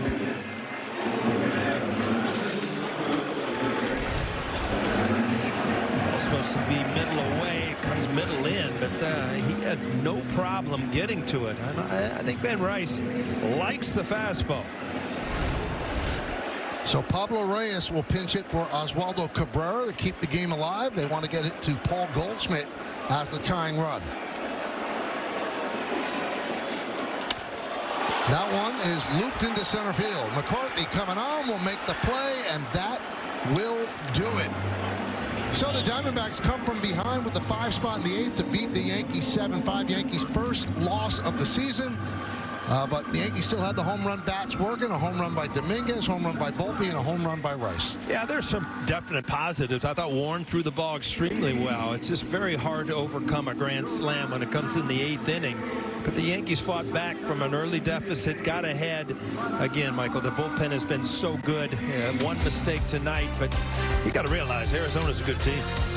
And they beat the Yankees 7-5 for their 3rd win of the year. Yankees' first loss of the year. We'll come back, wrap things up, post-game after that.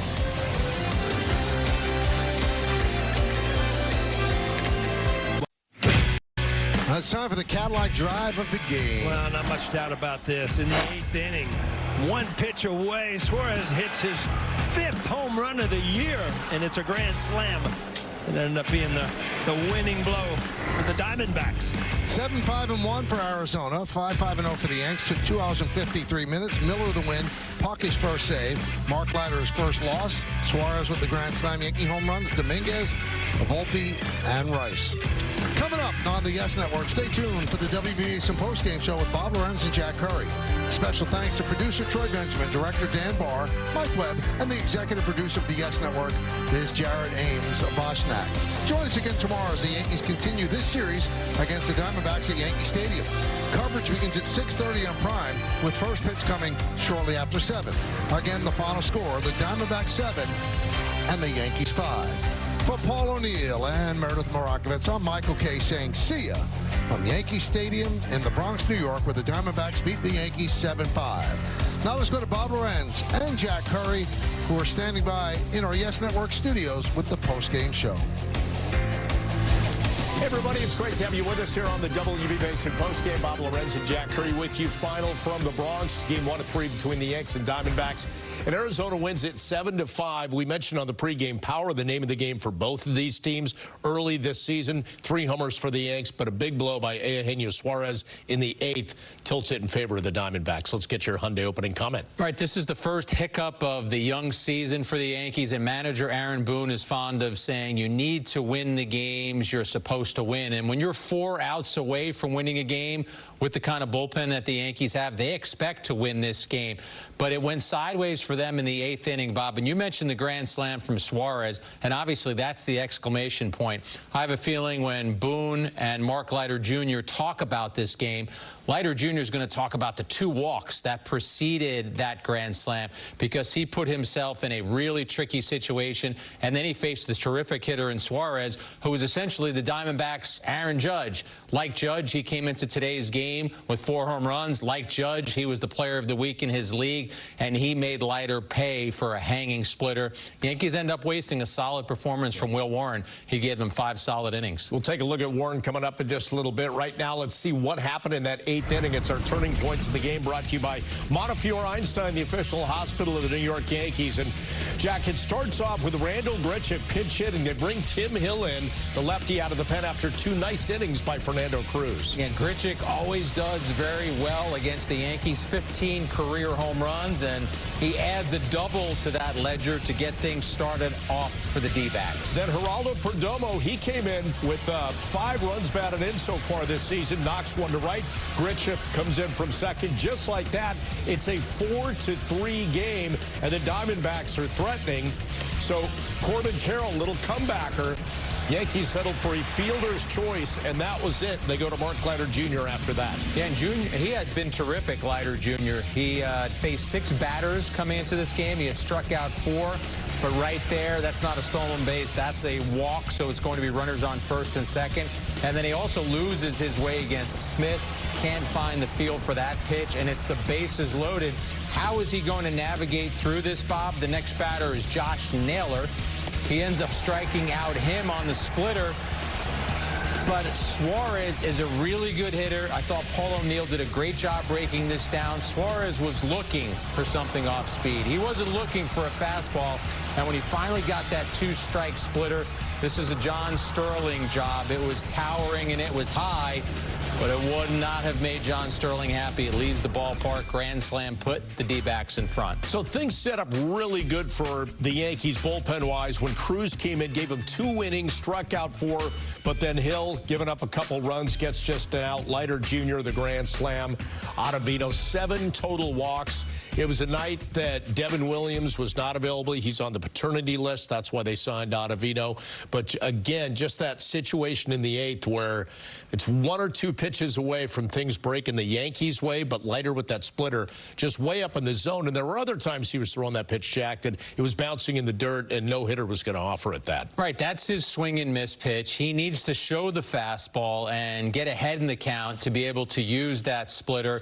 And throughout that inning, Bob, he was in search mode for that pitch. It's been such a good pitch for him throughout his career. But I want to go back to what O'Neill said during the game for us on the broadcast. You could see Suarez a couple times with the fastball. He wasn't biting on the fastball. He was waiting till he got something that he could jump on, and it ended up being that splitter. So the Yankees, as strong as they were across their first 3 games and as much faith as they have in their bullpen, that 8th inning didn't end up going in the direction that they wanted.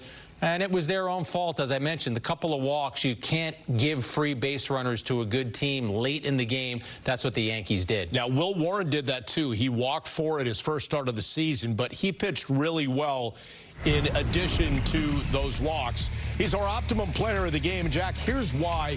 He came out, again, we talked about him in spring, looking like there was a difference in him, and he showed that early on. He's got good stuff. He's got swing and miss stuff, which you're going to see right there in the first inning. Gets Carroll on the sweeper. A couple batters later. How about that changeup fading away from Pavin, top of the second? He just throws the fastball by Moreno. 3rd K of the evening. Top of the 3rd, he walks the number 9 batter, and then that changeup is up. That's not where you want to live when you throw changeup. Carroll turns it into a 2-run homer. D-backs go ahead by 2. Top of the 4th, it's Suarez. This was big. He gets him to hit into this 4-6-3 double play. And now let's go to the 5th inning. This was a great test for Warren. What are you going to do? Pitching coach Matt Blake comes out. It's Carroll at the plate again. That's the player who had already taken him deep. He goes with the cutter right there. Able to get the swing and miss. He's pumped up. Carroll goes down. Called that a cutter. I think that was actually a curve. Whatever it was swing and miss for Warren. He passes that test. 85 pitches on the evening to get through 5. Heavy on the 4-seamer, the sweeper, and the changeup. And again, Jack, how do you get those young pitchers to just be a little better and take that next step? And even though it was just his first start, that was an important first step for him facing Carroll. Boone could have easily gone to the bullpen, as he had done with Stroman and Fried before in starts. They didn't make it through 5, but he let Warren have that chance. Right, the Yankees had an off day yesterday, so obviously they had a rested bullpen. And you're right, Bob, you and I were watching this game and doing our own armchair managing. What do you do in that situation? I think what Boone did was the absolute right call.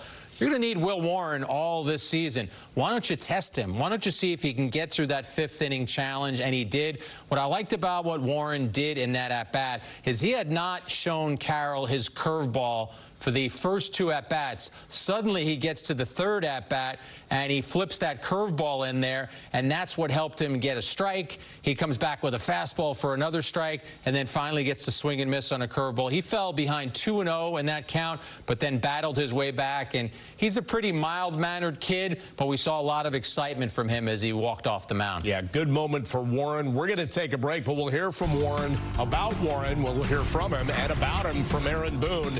And about the loss, too. 7-5, Arizona wins the opener. We're back on the WB Mason postgame right after this. The Yankees postgame show on Yes is presented by WB Mason. Get fast free delivery of food service products you need at prices you'll love. Request your free catalog today at WBMason.com. The Yankees postgame show on Yes is brought to you in part by Audi, the official luxury vehicle of the New York Yankees. Visit your tri-state Audi dealer today. Great to have you back on the post game. Let's get to our game highlights brought to you by your local Ford stores. And we'll start top of the third. Corbin Carroll, as we saw earlier in the breakdown of Will Warren, starting off to scoring for the Diamondbacks, takes that 1-0 changeup into the seats and right for a 2-run shot. It's his first of the year. Arizona on the board, 2-0. But Yanks start to chip away with their own long ball, starting in the bottom of the third, and Jason Dominguez. Yeah, we know Burns throws a lot of cutters, and Dominguez is going to jump on one right there, send it in the seats for a solo home run to right field, his first of the season. Yankees are on the board. They trail 2-1. And got to find a way to keep chipping away against Burns, who's been so good against him, and Volpe does that in the fourth. Yeah, he jumps on a first pitch cutter. That goes into the bullpen in left center. Another solo shot. It's Volpe's third. Game is tied at 2. 17 homers for the Yankees for their first 4 games. That's an MLB record. Then you got to get some breaks. With the game tied at 2, Cabrera looks like it's going to be a 3-1. Not the case, Jack. Not now. Yeah, Josh Naylor had more time to make that play.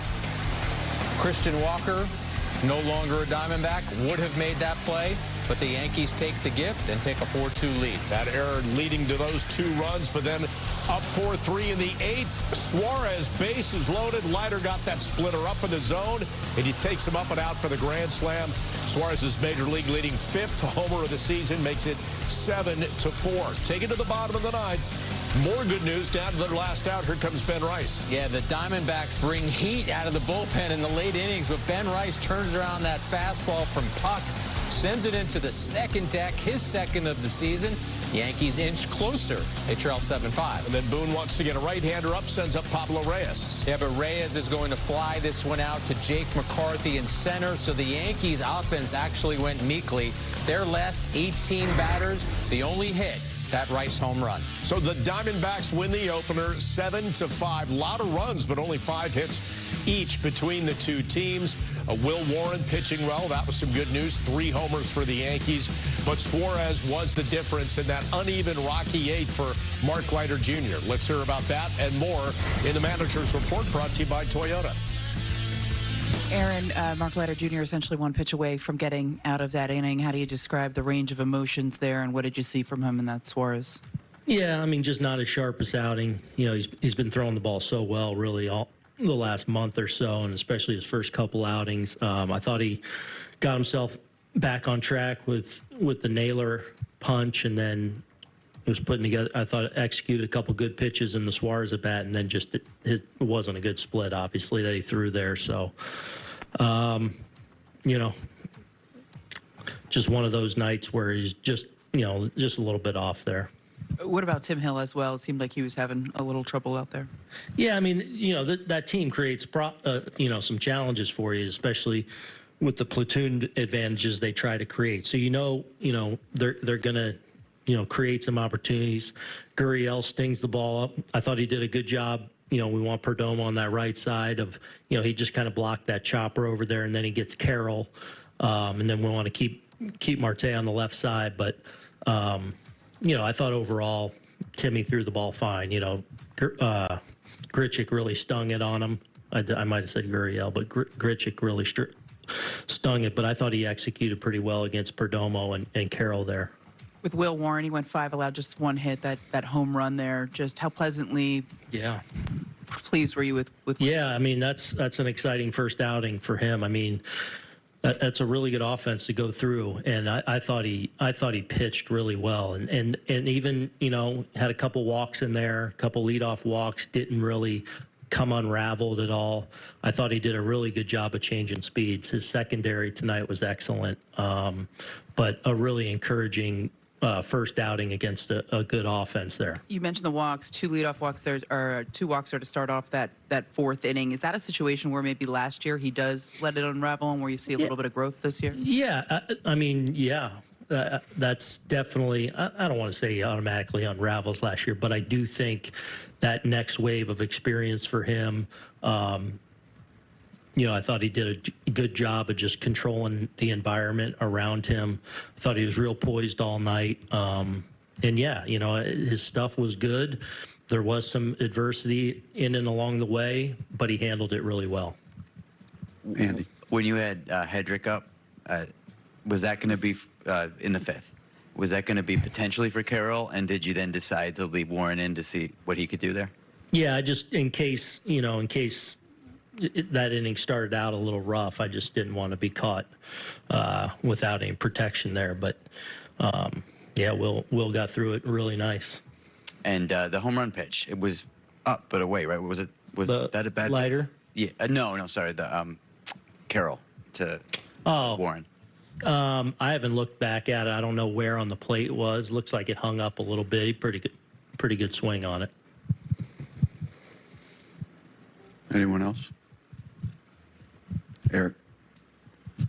If you get through that eighth, okay, is Weaver closing tonight with gone? Yeah. Yeah. Oh, Joel.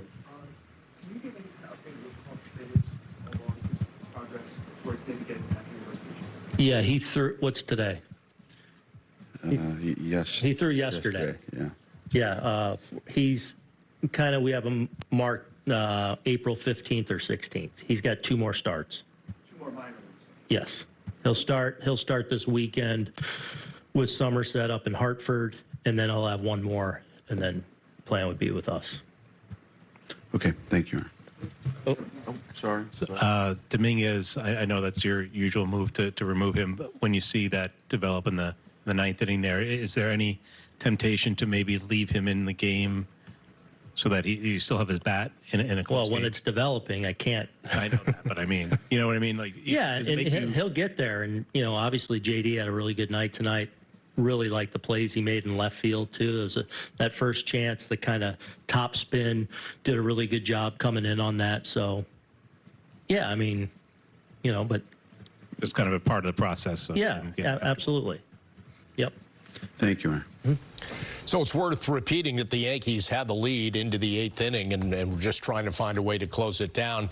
And in getting that lead, it was Will Warren, if you like to think of it as a pitching matchup against a former Cy Young winner in Corbin Burns, and the Yankees had a pretty good game plan against him. Right, Bob. When you tell the story of this game, as we are doing and as other reporters will do, you're going to talk about that lighter grand slam allowed to Suarez, because that's what happened at the end of the game. That turned the game in the Diamondbacks' favor. But when you're the Yankees and you get a elite pitcher like Corbin Burns out of the game in the 5th inning, you get him up to 98 pitches. That includes an epic at-bat by Wells, a 13-pitch at-bat. Then it's incumbent upon your offense to take advantage of the D-backs bullpen, build up that lead.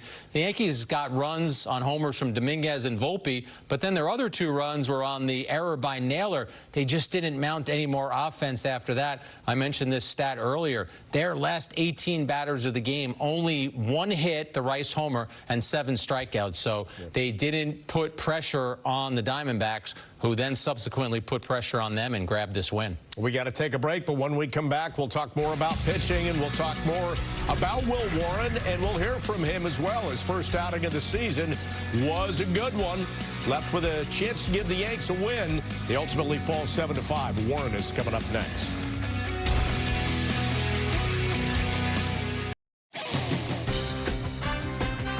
The Yankees post-game show on Yes is brought to you in part by your local Tri-State Genesis retailers. Learn more at genesis.com. Good to have you back once again here on the post-game. Big moment in this game. We talked about it. Top of the 5th, Will Warren. There was a decision to make. Do you keep him in the game to face Corbin Carroll for a 3rd time? Carroll got him in the previous at-bat with a 2-run homer. It's our pitching decisions presented by Sage Jack, and take us through that at-bat. He gets this out. That's a big out, and he gets through the 5th in line for a win. Yeah, runner on second, 2 outs, so the potential tying run at the plate. He goes inside with a fastball, ball 1. That changeup is down, so now 2-0. Where are you going to go? He throws a nice curveball, and you can see he's got an aggressive hitter up there. So now he throws a fastball right by him. He didn't look good on the curveball. Go to it again. Throws it out of the zone. That's his swing and miss pitch. That's a lesson learned. That's a test passed for Will Warren. Again, just 1 hit allowed to a really good hitting Diamondbacks team. That 1 hit, though, that 2-run home run by Corbin Carroll. He struck out 4, he walked 4, and throwing 85 pitches. Let's hear from Warren tonight in our Genesis Sounds of the Game. You made quick work of the lineup early there in that 1st inning and 2nd inning. How much did that help your confidence as you went through that game? Yeah, I mean, I'm just filling it up, putting them on their heels. I think later in the game, obviously, I fell behind, and they hit the home run because of a 2-out walk. But overall, I think making quick work was mainly from getting ahead and just trusting the guys behind me. Look at that lineup. They had 7 lefties. Obviously, a lineup that can do a lot of damage. Just how much of a test do you think that was for you to kind of view where your stuff is at right now? Yeah, I mean, I definitely would like more of a right-handed lineup, but no, it's good. Everyone's gonna, set a lineup to have the best outcome, and so stacking up against them, I like where it was at. I like where we were at. Well, what did that mean to you getting a chance to get through 5 there? Yeah, I mean, that was nice. Definitely was emptying the tank there in the 5th. That was big for me to try to get through 5. Where did you want that pitch in the 3rd? Where did you want that pitch in the 3rd to Carroll? I think the first one was more of a 2-strike swing, so he takes the first one, and then the second one was more of a taken changeup, and I think if you reverse those, probably a different outcome. Just left it over the plate. What's the message in the mound visit after the 2 walks in the 4th? Yeah, I mean, he was calming me down, getting a breather, making sure Wells and I are on the same page, and ultimately just attacking, getting after that guy. How are you looking at this opportunity for you, breaking into the season opening rotation now and actually, hitting the mound today? Yeah, I mean, it's exciting. I'm here to, go out there and take the ball every 5 days and give us a chance to win. So a few good things there from Warren, Jack, and one of them, the recognition that if you don't want to flip that lineup to another lefty and Corbin Carroll in that 3rd inning, don't issue a 2-out walk to the right-hander batting in the number 9 spot, Perdomo. That's what he did, and it cost him. That's why we always talk about the evolution of young pitchers and learning different things from each start. And I think that Will Warren will take what he learned in this start and take it into his next start. And one of the best compliments I could pay him tonight, Bob, is if you're a Yankee fan, you want to see more. You're intrigued by what Will Warren did tonight against a team that led the major leagues in runs scored last season. I know the Diamondbacks aren't the exact same team, but a lot of those same players were in that lineup, and he did a good job of neutralizing them. We talk a lot about what happened in the 5th inning with Carroll, but that could have been a really dicey situation for the Yankees and for Warren to have enough pitches in his arsenal that he was able to get the swing and miss from Carroll. That benefited the Yankees. It'll benefit him going forward. Well, ultimately, they lose the game 7-5. One big swing of the bat by Suarez in the 8th tilted it in the Diamondbacks' favor. Mark Leiter Jr. giving up that grand slam. We'll hear from him coming up next. The Yankees postgame show on Yes is brought to you in part by your local Kia dealers. Visit Kia.com to discover movement that inspires. The Yankees postgame show on Yes is brought to you in part by EEP Law, New York City's powerhouse firm for victims. We've talked about it so far. Yanks with a lead in the 8th inning and a chance to win this game. Mark Leiter Jr. comes into the game, inherits a runner, goes walk, strikeout, and then gives up the grand slam to Suarez on a splitter up in the zone. Let's hear from Leiter about that moment. Aaron just said he felt like your stuff was maybe just not quite as crisp tonight. How would you evaluate your stuff tonight? I just can't walk 2 guys. That's really it. That's really all I got for you. Just can't really walk those 2 guys. Trying to keep Carroll close and being a little too quick, probably falling behind, and then not landing the off-speed pitches. How tough is that a matchup, knowing what Suarez has been doing to start the season? It was a good swing. That's my split, and that's what I'm going to go to. And he put a real good swing on it. Unfortunately, it got out. Just one game, but how frustrating is a loss like this to take? I mean, it's a long season, so it's all right, but it's definitely disappointing. We had a chance to win that game, and I got to make better pitches right there. Did you think that Suarez got enough of that ball? I was hoping not. Yeah. Not the case, unfortunately. Just got over the wall in left field, and knowing that he lamented those 2 walks. I mean, that changes the face of that inning, certainly for the Diamondbacks. Yeah, and as Aaron Boone had mentioned, Leiter Jr. had been great so far this year. Small sample size, but he had faced 6 batters. He had struck out 4, but he did struggle with those first 2 batters, struggled to find the strike zone. You mentioned Devin Williams' absence earlier, Bob, because he's on the paternity list. So that means Luke Weaver is your 9th inning guy. And based on the fact that Aaron Boone didn't have him up, Boone wasn't asked this after the game, but feels as if Weaver was exclusively a 9th inning guy and that he was going to allow Leiter Jr. to be the pitcher who could potentially get through the 8th inning, but Suarez proved to be too much for him. We got to take another break. More home runs for the Yankees tonight. One coming off the bat of Ben Rice. So stick around on the WB Mason postgame. We're going to hear from Rice, who had 2 big hits, a double and a homer tonight.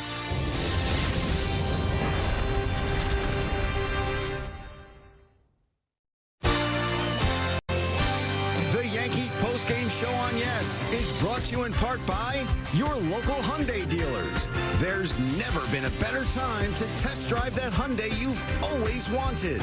Visit HyundaiUSA.com today. Memorable moments by Prevagen, the #1 pharmacist recommended memory support brand. 3 more homers for the Yankees. 18 in their first 4 games of the season. That is most in the majors all time. Those homers coming off the bats of Jason Dominguez, Anthony Volpe, and Ben Rice in the 9th inning. Let's hear from Ben. Thought you guys were going to have a little bit more life after you hit that one there in the 9th. No, I mean, it was a good swing. Maybe get a little momentum going there, but unfortunately, ended up not being able to put anything together. How frustrating is it to lose the momentum you guys were leading for a lot of the game until that inning where things kind of imploded? Yeah, it's tough. I mean, that's just sometimes how it goes. I mean, I think we got a resilient team that can, dig ourselves out of any holes, but unfortunately tonight we weren't able to. How nice has it been for you to carry your strong spring into the season? Yeah, feels good so far. Just continue to have a plan when I go up there and stick to it, and feeling good so far. What did you think of Will tonight, first start of the season? It was great. I loved it. I loved seeing the emotion out there. I mean, he's got electric stuff, and he showed that he's a competitor, and I mean that's what we know he's capable of. How would you describe his growth over the last few years? Yeah, I would say just understanding how to handle adversity. I think he let up a couple runs there. I can't remember, 2nd or 3rd inning. And then we saw him bounce right back. I think, maybe in the past he'd sometimes let that take over a little bit. But, I mean, through the spring and in this outing here, he just shows that he can bounce back. Well, it is a 7-5 loss, but lost in that probably, Jack, is the fact that one of the themes going into the season, they need even more out of, let's say, an Austin Wells, an Anthony Volpe, a Ben Rice, and they're getting that, and Bryce had 2 really good at-bats tonight. Yeah, that was one of the themes, and one of the questions was, who's going to be the DH? Giancarlo Stanton is on the injured list. How are they going to fill that offensive void? And so far, Rice has proven up to the task as the DH. He has started 3 games at DH. He's 5 for 10 with a couple of home runs. And much like we said, Bob, that 5th inning is something Warren can take with him the rest of the season. Rice can take that at-bat against Puck. As difficult a lefty as a left-handed batter is going to have to face, he can take that with him for the rest of the season. If you can stand in there against that pitcher and do that kind of damage, you should feel comfortable against any lefty. Last season, 91 plate appearances by left-handed batters against Puck. He gave up 1 home run, and they hit 177 against him. So for Rice to get to him in Game 4 of the season, that's a really positive development for the Yankees. We got to take one more break. When we come back, a look ahead to Wednesday night's ball game. It's the next go-round for the starting rotation. Carlos Rodon back on the hill for the Yanks. We'll talk about that coming up next.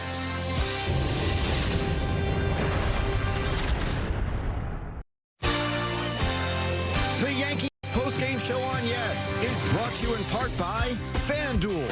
New FanDuel customers can get $200 in bonus bets if your first $5 bet wins. Two more games against the Diamondbacks. Wednesday night's game is on Prime with post-game coverage on Yes immediately after. And then on Thursday, back on Yes and the Gotham Sports app.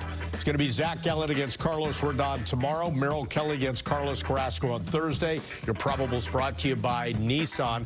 Gallen lost his opener against the Cubs. Rodon got a win against Milwaukee. What are you looking for in his second go-round? I'm looking to see which version of Carlos Rodon are we going to see, Bob, because in that season opener, he threw 6 different pitches, which is not normal for Carlos Rodon. He was rewarded with a $162 million free agent contract by the Yankees, coming off a season where he threw his fastball and his slider 90% of the time. In that last start against Milwaukee, only threw his fastball about a quarter of the time, mixed in a lot of other pitches. The slider was solid. The changeup was really good. So I just want to see which version of Rodon we get, because the one who is more of a mystery will be more of a mystery to hitters. Well, he can help the Yankees bounce back against the Diamondbacks and gain a series tie so far through the first 2 games if he can lead them to a win on Wednesday night. Our coverage begins at 6 o'clock on Prime.